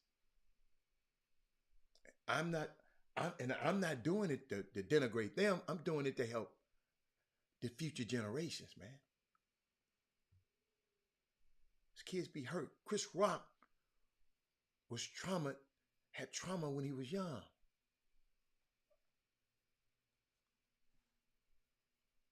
Will Smith had trauma when he was young. This man going through 7 hours of therapy a week, and he's a millionaire. And some of these folks won't go to, ain't got 20 cents and won't go. Jeremy said he dealing with this battle right now with his daughter. They saying how good she is, and I'm saying go play with your friends outside. Got to love the game, man. Got to love the game. Parents, and I know y'all. A lot of this stuff, parents, y'all want to see the boy play. I told y'all, I was there. But I did it my way. People didn't like it. Man, no, I didn't want everybody. Y'all understand, it ain't that I didn't want everybody training my son. I got a chart on what he need to work on. And I check it off every time we do something and we reach a I ain't had time for him to be going over here and messing with this dude. And I didn't want those dudes having influence on my son. You can't let everybody have influence on your son. It's real talk. See, nobody in this basketball community can just, that's why they didn't never talk about him so much, because couldn't nobody get the credit.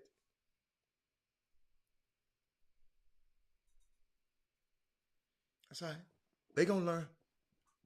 Believe you me, I am gonna expose some things that's happening in this basketball community. It's got to stop, man. It's got to stop, man. Mamas, y'all, it's certain things that moms doing. I know you're single moms and you whatever. Y'all got to stop, because it's affecting your kids. Because these guys, they don't care. Melvin Duke said, parent, don't let these coaches lie to your son. Hold up. Man, I'm keeping this real. Y'all, it's some on my spirit right now when I figure out how to share it to y'all, because you already know I'm not just going to give you no mess. This ain't about mess. Parents, don't let these coaches lie to your son and play them down. Teams protest. Yeah, I mean, that's some stupid stuff anyway. I mean, play them down. Thought her son was playing for what he was playing. Come on, man. That's stupid. Get away from around a damn fool who telling your kid to play. He 14 telling him to play 12. Get away from around that clown. Y'all need to come on the Chop Shop and expose that man. David Azor said, I don't have a kid still playing in summer basketball, but how does a parent know when they're dealing with a reputable organization? How can you qualify that? David Azor, that's a good question, man. Great question. I don't know. And I'm man enough to say when I don't know. I don't know, man. You got people. I mean, you got programs.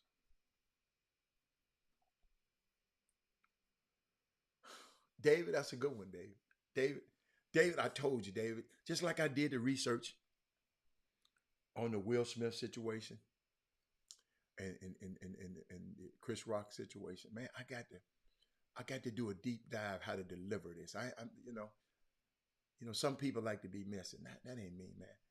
I just don't want no kid to have to be hurt by some of these grown ass people doing.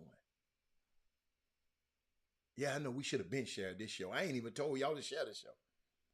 It should be price of admission. When you come in, you got to share this show. A few minutes ago, I had one of CBS rising stars, Chris Walker, on this show.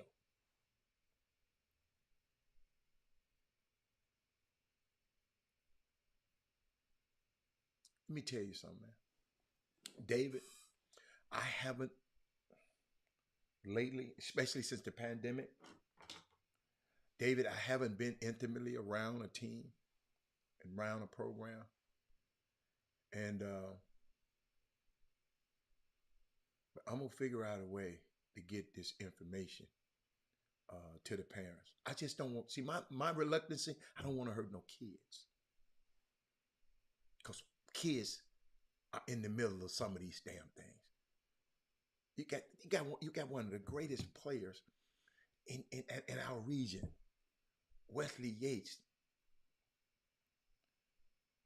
go from one team to another team, and who is this texting me? No.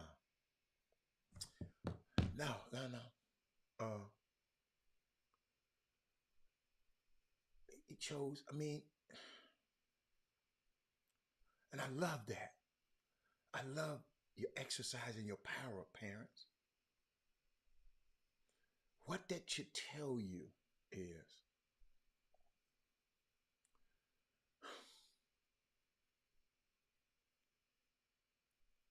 It's a lesson in that one. You got a sneaker program, and you can't keep the best player, or the best player don't want to come play on your team, one of the best players. Then you got to look at yourself. You got to look at you got to look at yourself. Because let me tell you something. This stuff is about people. And a lot of people in this community, they just don't give up. They don't care about people.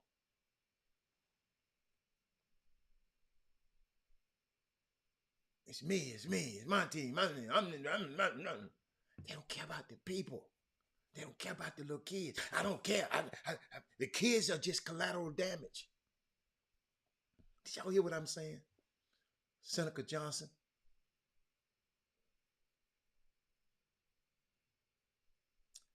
Jeremy Davis, I challenge my boys with 100% part of the game. It's easy to play the game, but learn the game.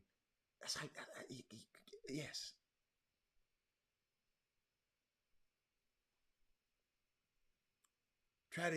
You can try to do your research and call Jim and Doug. Jim and Doug ain't, y'all got to realize Jim and Doug ain't y'all, it's just so much stuff. Jim and Doug can't work magic.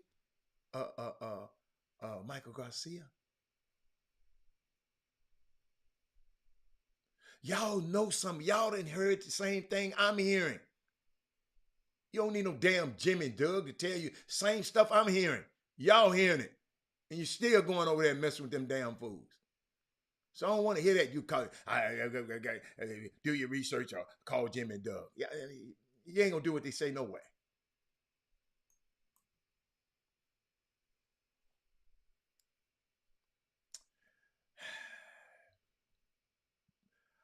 I just said, Mr. Bishop, I have to tell you what somebody's doing. And a lot of this stuff is personal and it don't have nothing to do with basketball. To tell you what somebody's doing, I have to tell, and I'm not ready to tell that yet. Y'all got to figure this shit out yourself. You got to figure it out. Because I can sit and tell you, and you can still go to that same damn program and that same team. Then I'm going to be sitting up here to try that, Glenn Bishop. Just hope. Thank you. Just hope. Just keep an eye on these people, man. Don't get intimately involved with some of these people. I'm going to repeat that. Don't get intimately involved with some of these people. Coaches, leave these mamas alone. Mamas, leave these damn coaches alone. Is that good enough for y'all?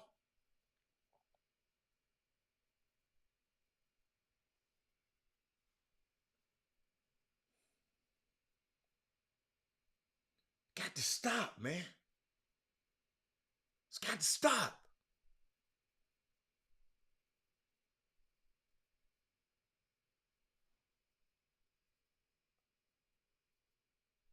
It's got to stop. That's how kids are being. Listen, I don't care what you're doing. But when it affect one of these damn babies, Robert Hatter got a problem.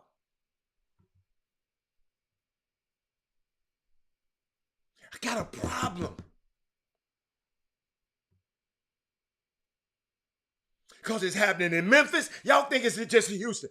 Y'all got to understand, I'm a guy that got people all over the world. It's happening in LA. It's happening in Miami. It's happening in New York. It's happening everywhere. Not just talking about Houston. Y'all got to realize this ain't y'all little old Houston show. It's people all over the country watching this show right now. All over the world. When your friend said it's that little internet show, tell him to kiss yes. All of these entanglements. You see how entanglements got a dude slapping him? That's why I started off with that in the beginning. If you didn't see the beginning of the show, please go back and listen to it.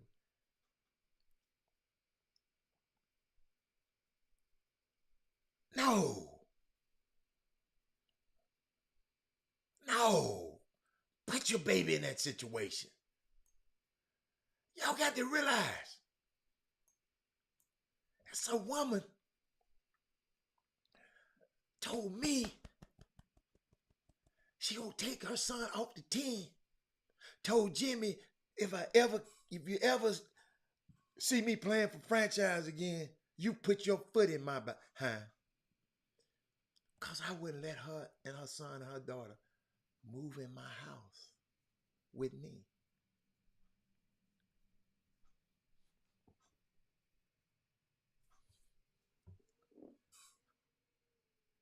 Y'all hear what I said?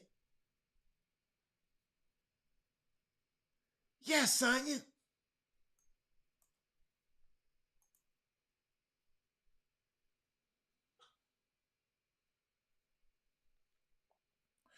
It ain't what you got to ask Melvin Dudes. You talking about Melvin Dudes?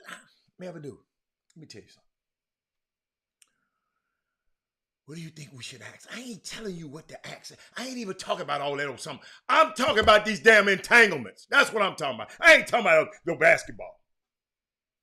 I'm talking about your grown ass doing something. Melvin Dudes, you got a basketball team and you messing with one of the mamas on the team.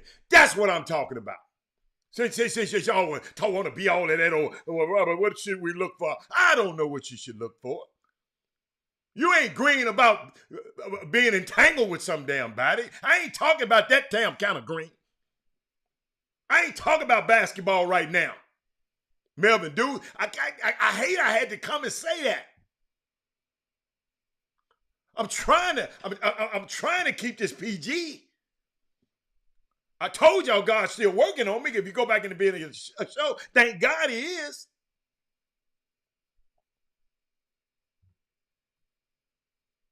Y'all talking about basketball.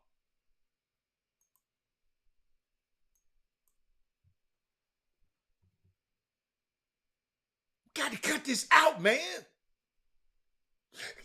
Listen, it's more women out there other than the basketball mamas. Basketball mamas, it's more men out there other than these basketball dudes.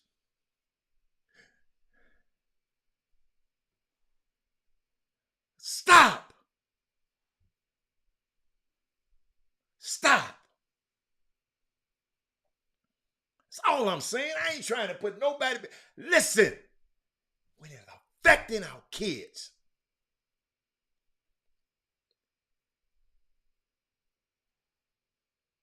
I can't tell you what to do. You're grown. But it's affecting your kids.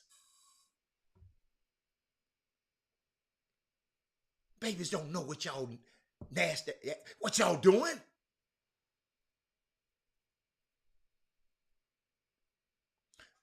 I love Ugga, I love you. Girl, let me tell you something. This is one of the best ones in. People are bold. You are friendly to them and they want to take it the wrong way. Ugga. Ugga. You're absolutely right. I used to have the son over because he come over there with my son all the time. Hanging with my son. I guess the son said, man, I like being over at the house. So the mama said, hey, shit, all of us need to move over in there with him. I'm keeping professional. Very professional. That was a good one. Ugga. All that. I heard a dude in this basketball community saw a mama at an event and said this to me and didn't realize who he was saying it to. Dude, I'm not a part of this foolishness. And said, boy, I get with that mama. Boy, I'll rank her son high as hell.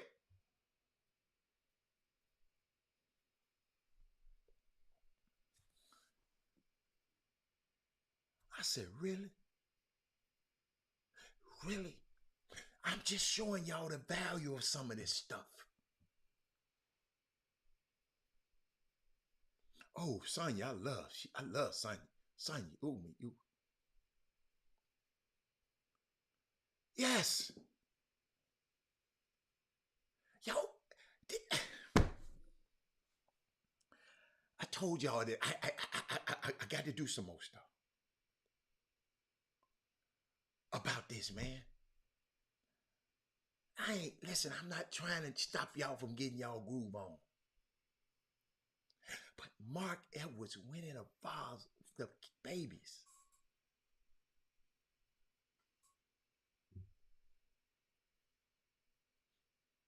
Mark Edwards, I'm talking from experience.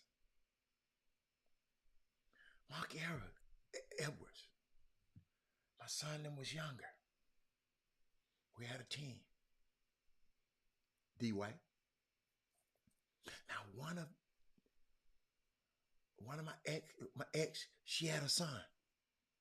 He was on the team. Okay. My son on the team, my ex son on the team. But there was another boy on the team, and he was better than all of them. And his mama, I had some vocal ass mamas on this little bit of Junebug team. It's a Junebug team. The one I used to date get mad because I'm playing the good one. The one that's better than everybody. Tell me I should, because me and her used to date, I should be looking out for her son. Your son can't play.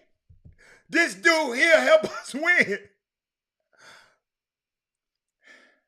Listen, I'm telling y'all think I'm just talking from a ivory perch? No. I sit there, little bitty babies. We playing a game. We going for halftime.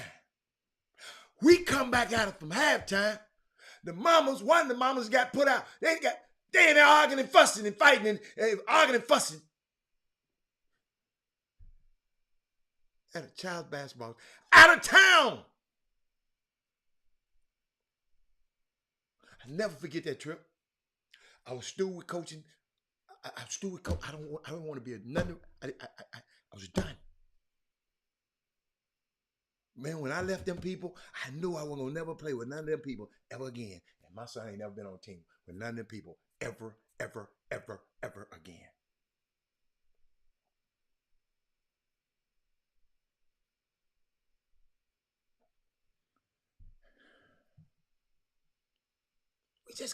We got to be, listen, I'm gonna give y'all some words of wisdom. It's a right way to do wrong. We'll let y'all get that one.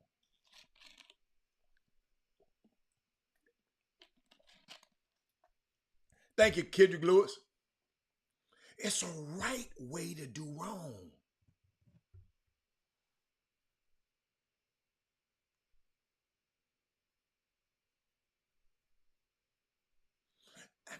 Mark, and I understand.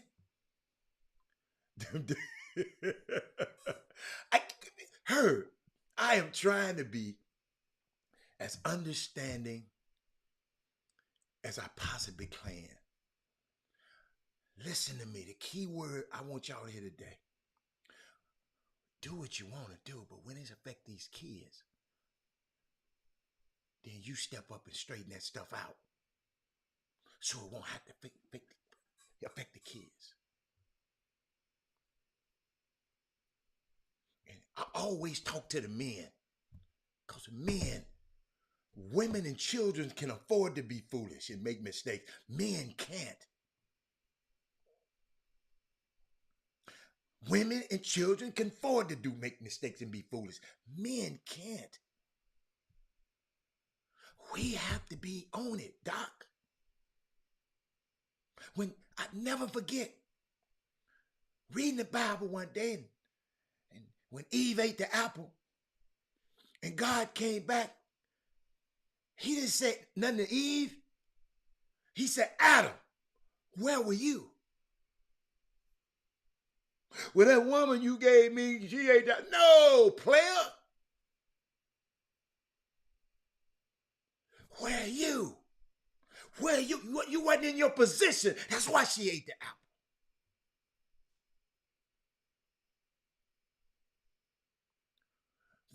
You was curious. You saw her. Men,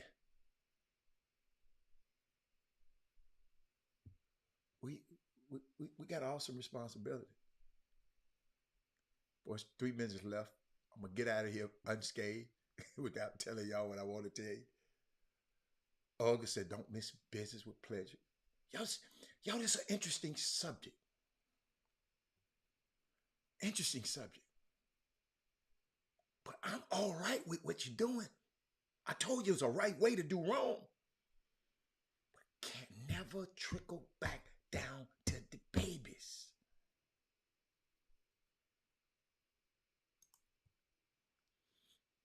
Referees. People get mad at the referees, and then they have the gym fighting one guy. Mamas, daddy, and the kids.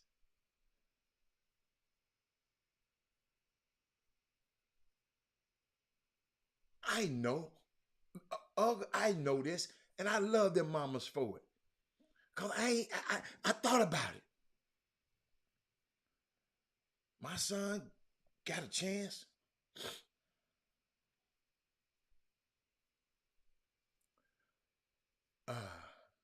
10 degree. Just go look up Chris Walker and books, Dorsey. Look up Chris Walker and look up all his books on the Amazon, and you'll find all the books. Don't miss business with pleasure. Some mamas sacrifice their bodies and souls. Absolutely. Absolutely. Yeah. Men have zero safety nets for failure. Discipline. Yes. Absolutely. If we fail, it's hard. Yes. Because we ain't got nobody who gonna, you're gonna always look out for your girl. You're gonna always look out for your kids. Men, don't nobody want to look out for no man. That's why I said men can't afford to be foolish. Sounds like there's need to be an organization committed to report violence. No, David, you're doing too dope. It's not gonna happen, David. David. This the Wild Wild West, David. It ain't no sheriff. We don't have Mark Emmert. We don't have the NCAA. This is the Wild Wild West. Guys who ain't never did nothing nowhere else can come over here and be a king. He yes sir bossing on that job, but he come over here and want to be an emperor.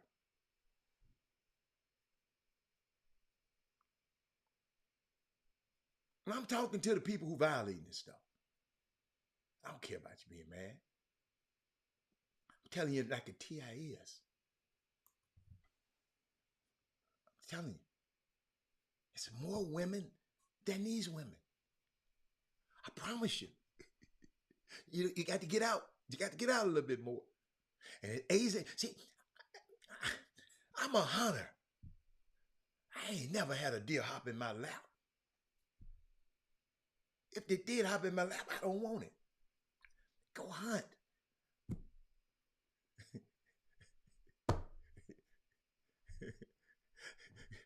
They be sitting in the gym. They be sitting in the gym like this. Hey man, it's funny to me, man. I try to make a joke out of it because I don't understand it. And remember, it's okay. But when it affects the son or the kid on the team, other kid on the team.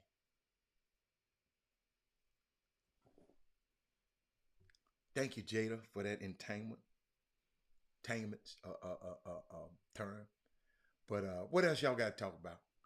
I think I had a lot of stuff.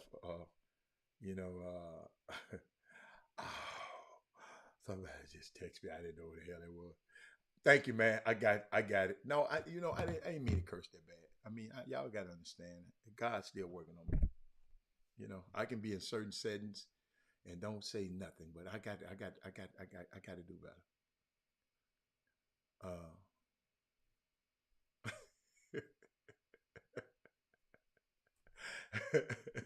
they would get what you say.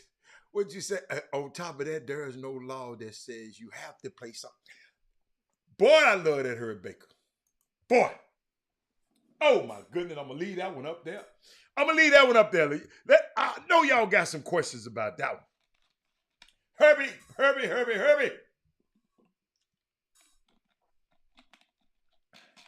What happened? Silk Sonic was at the. I didn't watch the Grammys. Y'all gotta understand, y'all. I don't watch these shows, them Grammys and them Oscars, cause it just don't. I just it don't beat none of the people that I want to win. I'm sorry. That's why can't wait to get in front of this TV tonight. I don't know what I'm gonna have to eat. I might give me some.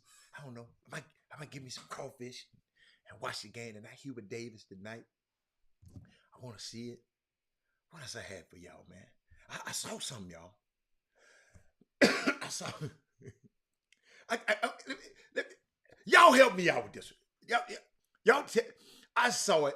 I ain't gonna even tell y'all who it was, cause y'all gonna discount the information if I told you it was. But I saw this on a what you call it, a post. Okay. I don't know what the initial post was, but it said, first of all, the recruiting game has changed completely. But Herb, I got to put that back up there. Herb, you got me with that one. Mamas, there's no law that say you have to play summer basketball. Let me put that down, Herb, so you won't be covering up my face. There's no law. You don't have to play it. Mamas, you don't have to play it. You don't have to let these dudes hold your hostage. You don't have to, no. You don't have to do it. But he want to play. No. He should want to get better. And get better. It's hard. I told y'all the story. Herb, I don't know if you did this to your son. But I remember Robert was so mad at me.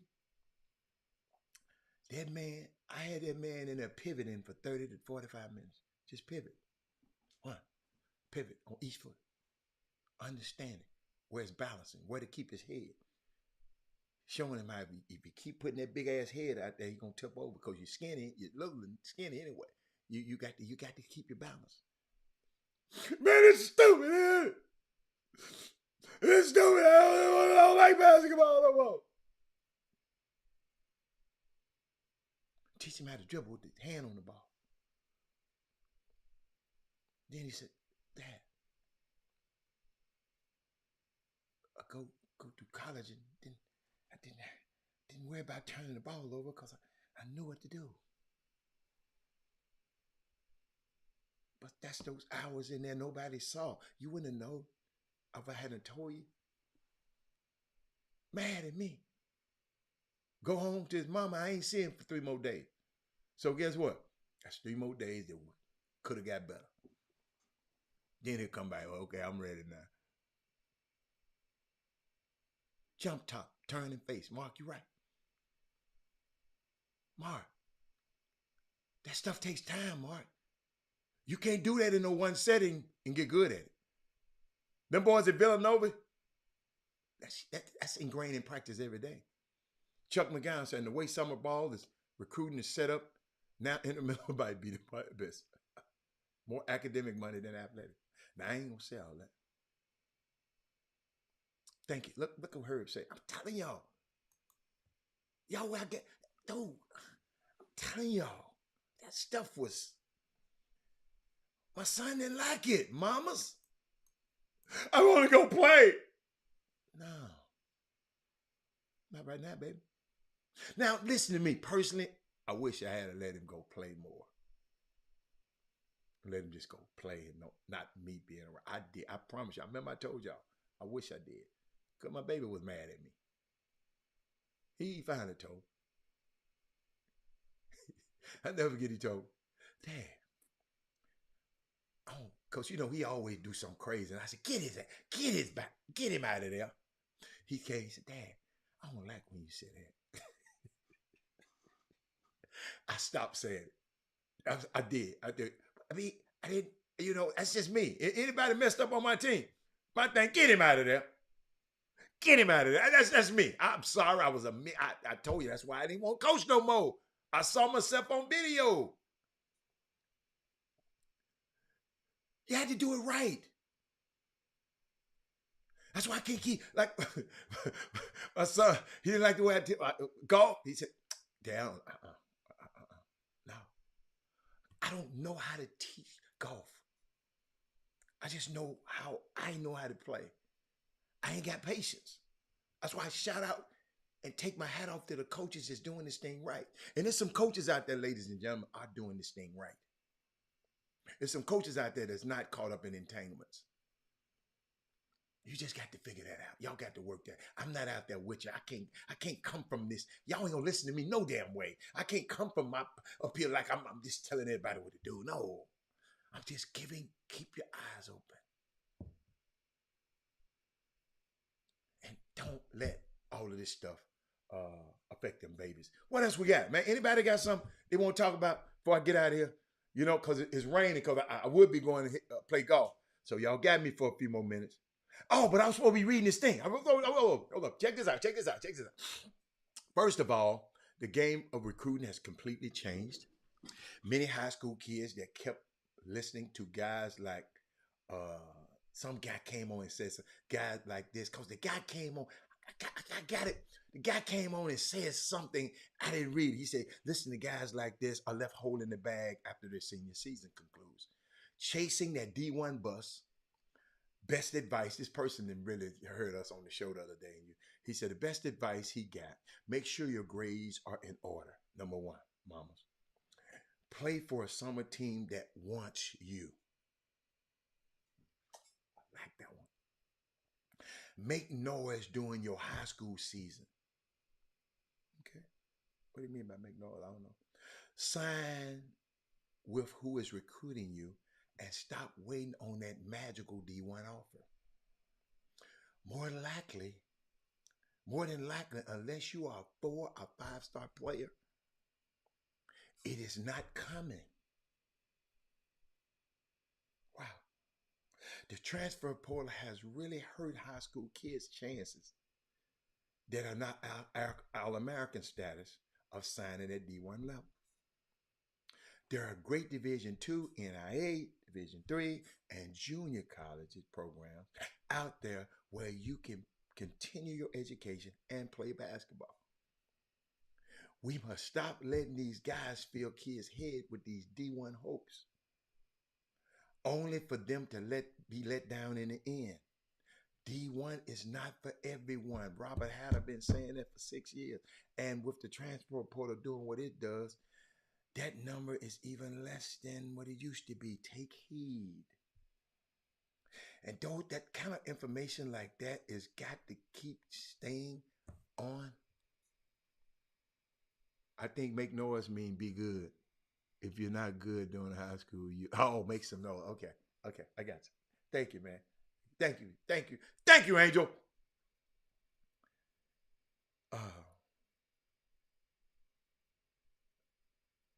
Thinking about Duke, man. And I'm gonna share this with y'all. Do y'all know how hard I was cheering against Coach K? I didn't want him to win. Am I wrong for that, Mark Edwards? Heard? I was cheering against him. I cheer against them every time they play. I like some of the players. Some about Coach K I don't like. Watch Loyola Project documentary about 19th championship before African American started doing the race.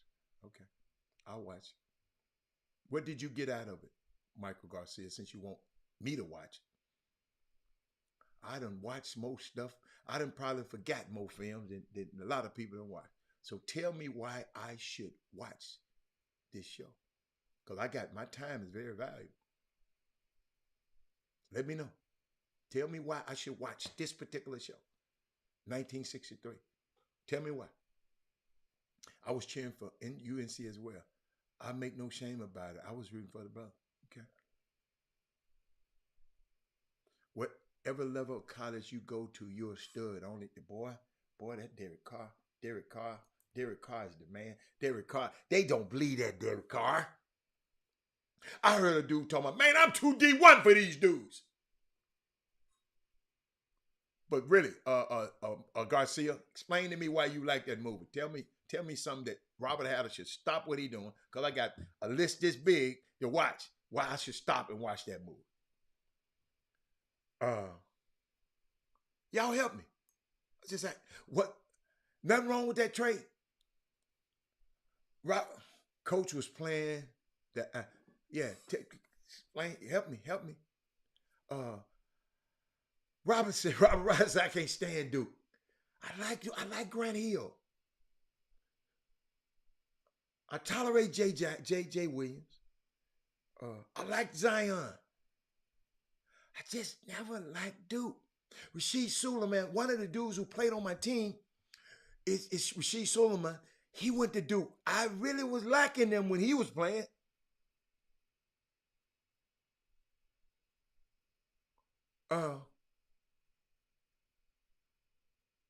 Especially you have personal relationships on why to cheer against K. No, I don't know. I can't cheer for him. I really don't. I hate to say this, y'all. I don't like him that much. Because go read the article where Rasheed Suleiman and his mom told a story about Coach K. Go read that. No, you're not wrong for cheering against that right. Her. He said, Duke the truth. Yeah. His first loss ever was against North Carolina, and his last loss ever. He corrected a reporter the other night. He seems condescending. I haven't had the pleasure of meeting him because I ain't never wanted to meet him. I probably could have. I just never wanted to meet him. Coach was playing the African American players to keep his job. Oh, okay. Shit, he's smart coach. Seems like they swept the Zion money.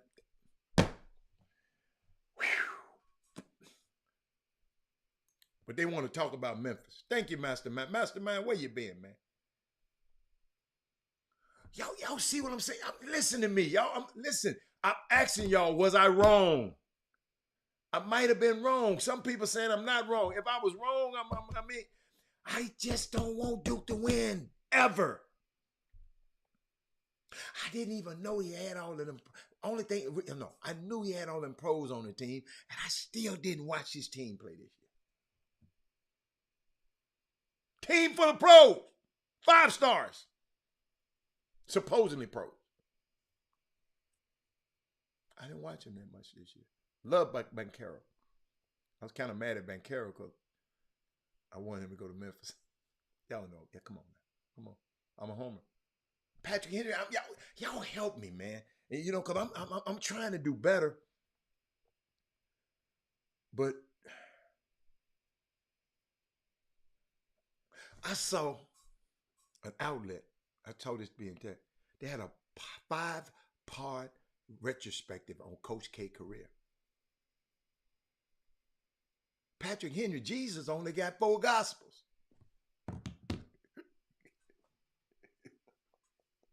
What Mindy? Is Mindy still there? Is Ed Russell still there? That outlet had a 5-part introspective on Coach K career. Jesus only had 4 Gospels. Wow. It's hard out here. Y'all help me.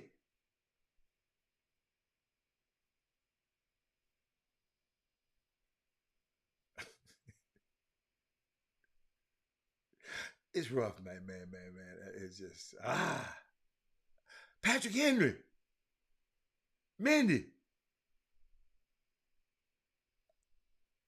I'm just going. I'm just going. I love this. Natural to pull for who you're related with. Yes. Yeah. Yeah. So I'm not related to every. No, you didn't hear me, David. I don't care who playing Duke. I ain't related to the other team. Clemson can play Duke. I'm cheering for Clemson. How do you think Tiger going to play in the mouth? Of course I do. Yeah. Yeah. You don't. Now, oh, I was about to say something. Oh, you almost made me say something, Trey. Yes, Tiger gonna play in the Masters. Of course he is. I miss Kevin Gamble. He said it will come out a year after his retirement. They told him to get out before the sanctions come out. Okay, I like that. I like that. Anything you found out about and swept it under the rug. Yes, absolutely. But they put Memphis all over the newspaper. Minnie said she loving Hubert Davis beat. Y'all know I kind of got pissed off at Hubert Davis too. Y'all remember I talked about it on the show? You know what he did in his press conference. I understand that press conference. He kind of pissed me off. Ain't nobody asked him. He talking about my wife is white. Ain't nobody asked you about your damn wife, Hubert. You know, but I settled down. And want him to win. But I just don't like Duke. I don't know, man. Y'all, I've been to the Cameron. Old rag-glass building. I done seen them kids sleeping out in tents. In Shesheville.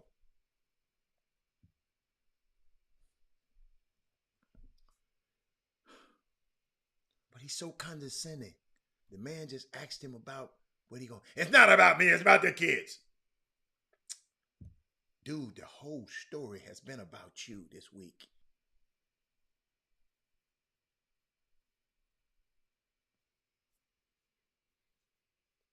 David. I mean, y'all, wait a minute, man. Y'all, see, I know y'all over there saying this Robert Hallen. Then some stuff in summer basketball make me love it. Make me love it. Wonder why he mentioned his wife. I don't know. I got pissed off at Hubert Davis. I didn't like him for a little while. I was glad he was losing. Then I thought about it. I said, man, I can't do the brother like that. I don't know what's going on in his house.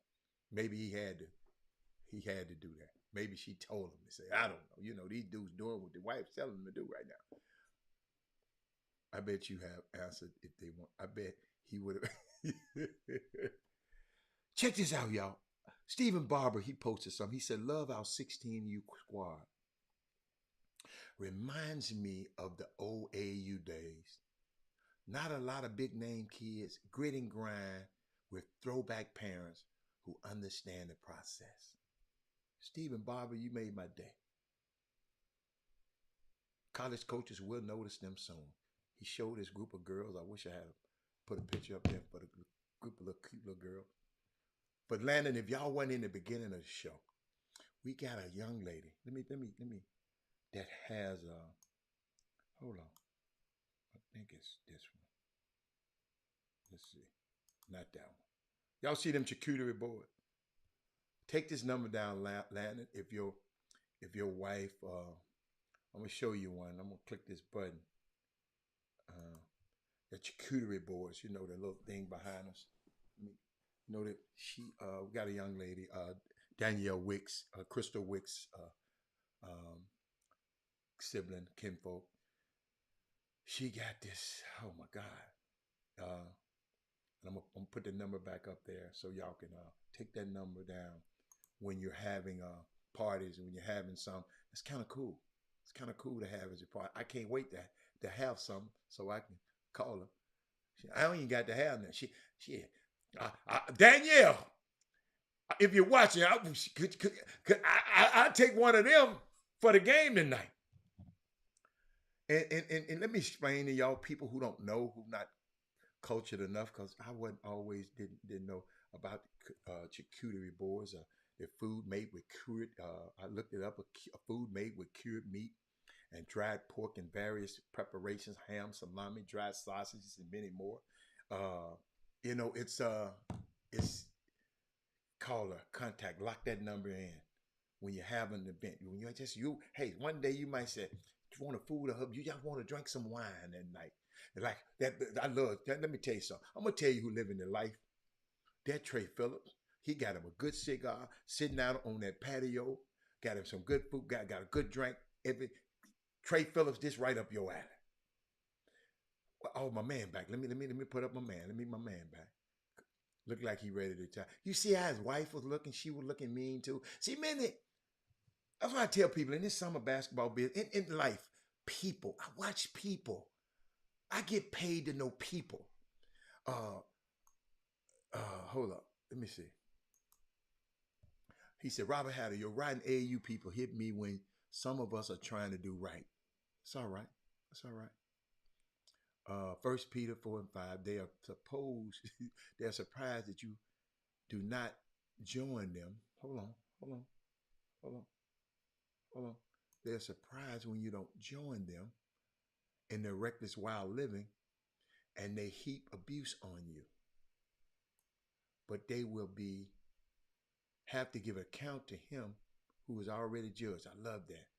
And living and the dead. Okay. The good ones lose associates. Keep doing the right thing. Boom, boom, boom. These kids, and thank you, Melvin Dews. Melvin Dews, you just made my day. Y'all, we don't have to be like these guys. I know y'all don't like. I know a lot of these guys y'all don't like. Because y'all done told me.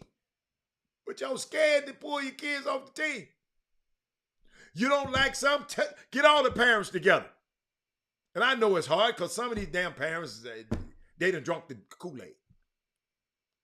Oh, y'all don't play. Hey, ain't none of us playing until this thing here is right.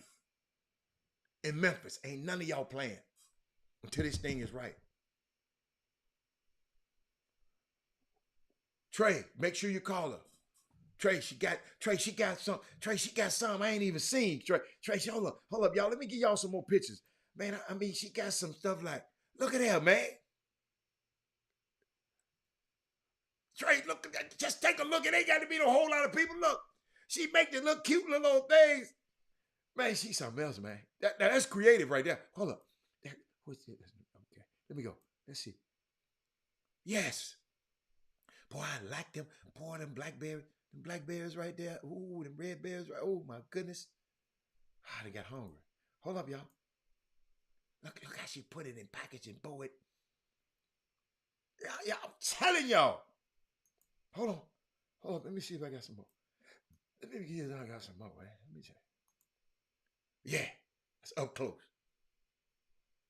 Man, if I have, I need one of them right now. Right now. You know how they say right now? Let me get that off the screen. But shout out to everybody, man. I mean, I just had a good time. I mean, and I hope we learned something today. We got to push this thing forward. You know, sitting there reading Chris' book, The Elephant in Our Room. You know, just talking about some stuff, man. I can't wait, man. Hey, y'all, I don't know about y'all. That's the first time I ever been mentioned in somebody's book.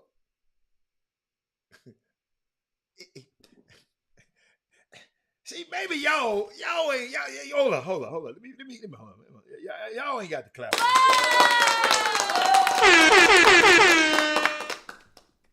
Look at Trey. IG, look at Trey. I mentioned in the acknowledgments of a book. Darryl Barnes, you didn't mention me in your book. You did your book before.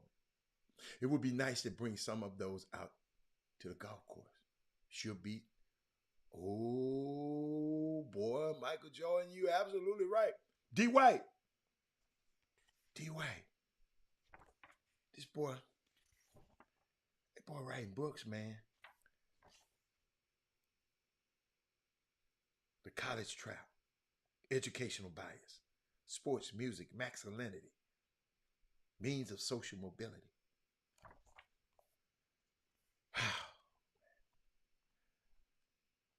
These are, I'm going to read an insert. Much like the increased wealth inequity, the numbers of exceeding poor neighborhoods and extremely rich neighborhoods are growing. It's almost as if it was the advent of two divergent Americas, one with money and one without. And one without is largely black. But unfortunately, the inhabitants of that America are increasingly residing in the immense poverty. These are the neighborhoods that struggle with high rates of crime, unemployment, community health issues. Man, Chris Rock will write the hell out of this book. I might have to talk to his book route. Change the game. Look at it. It's one of our own, man. I'm proud. I know y'all saying, but I'm proud. Proud. Knowing.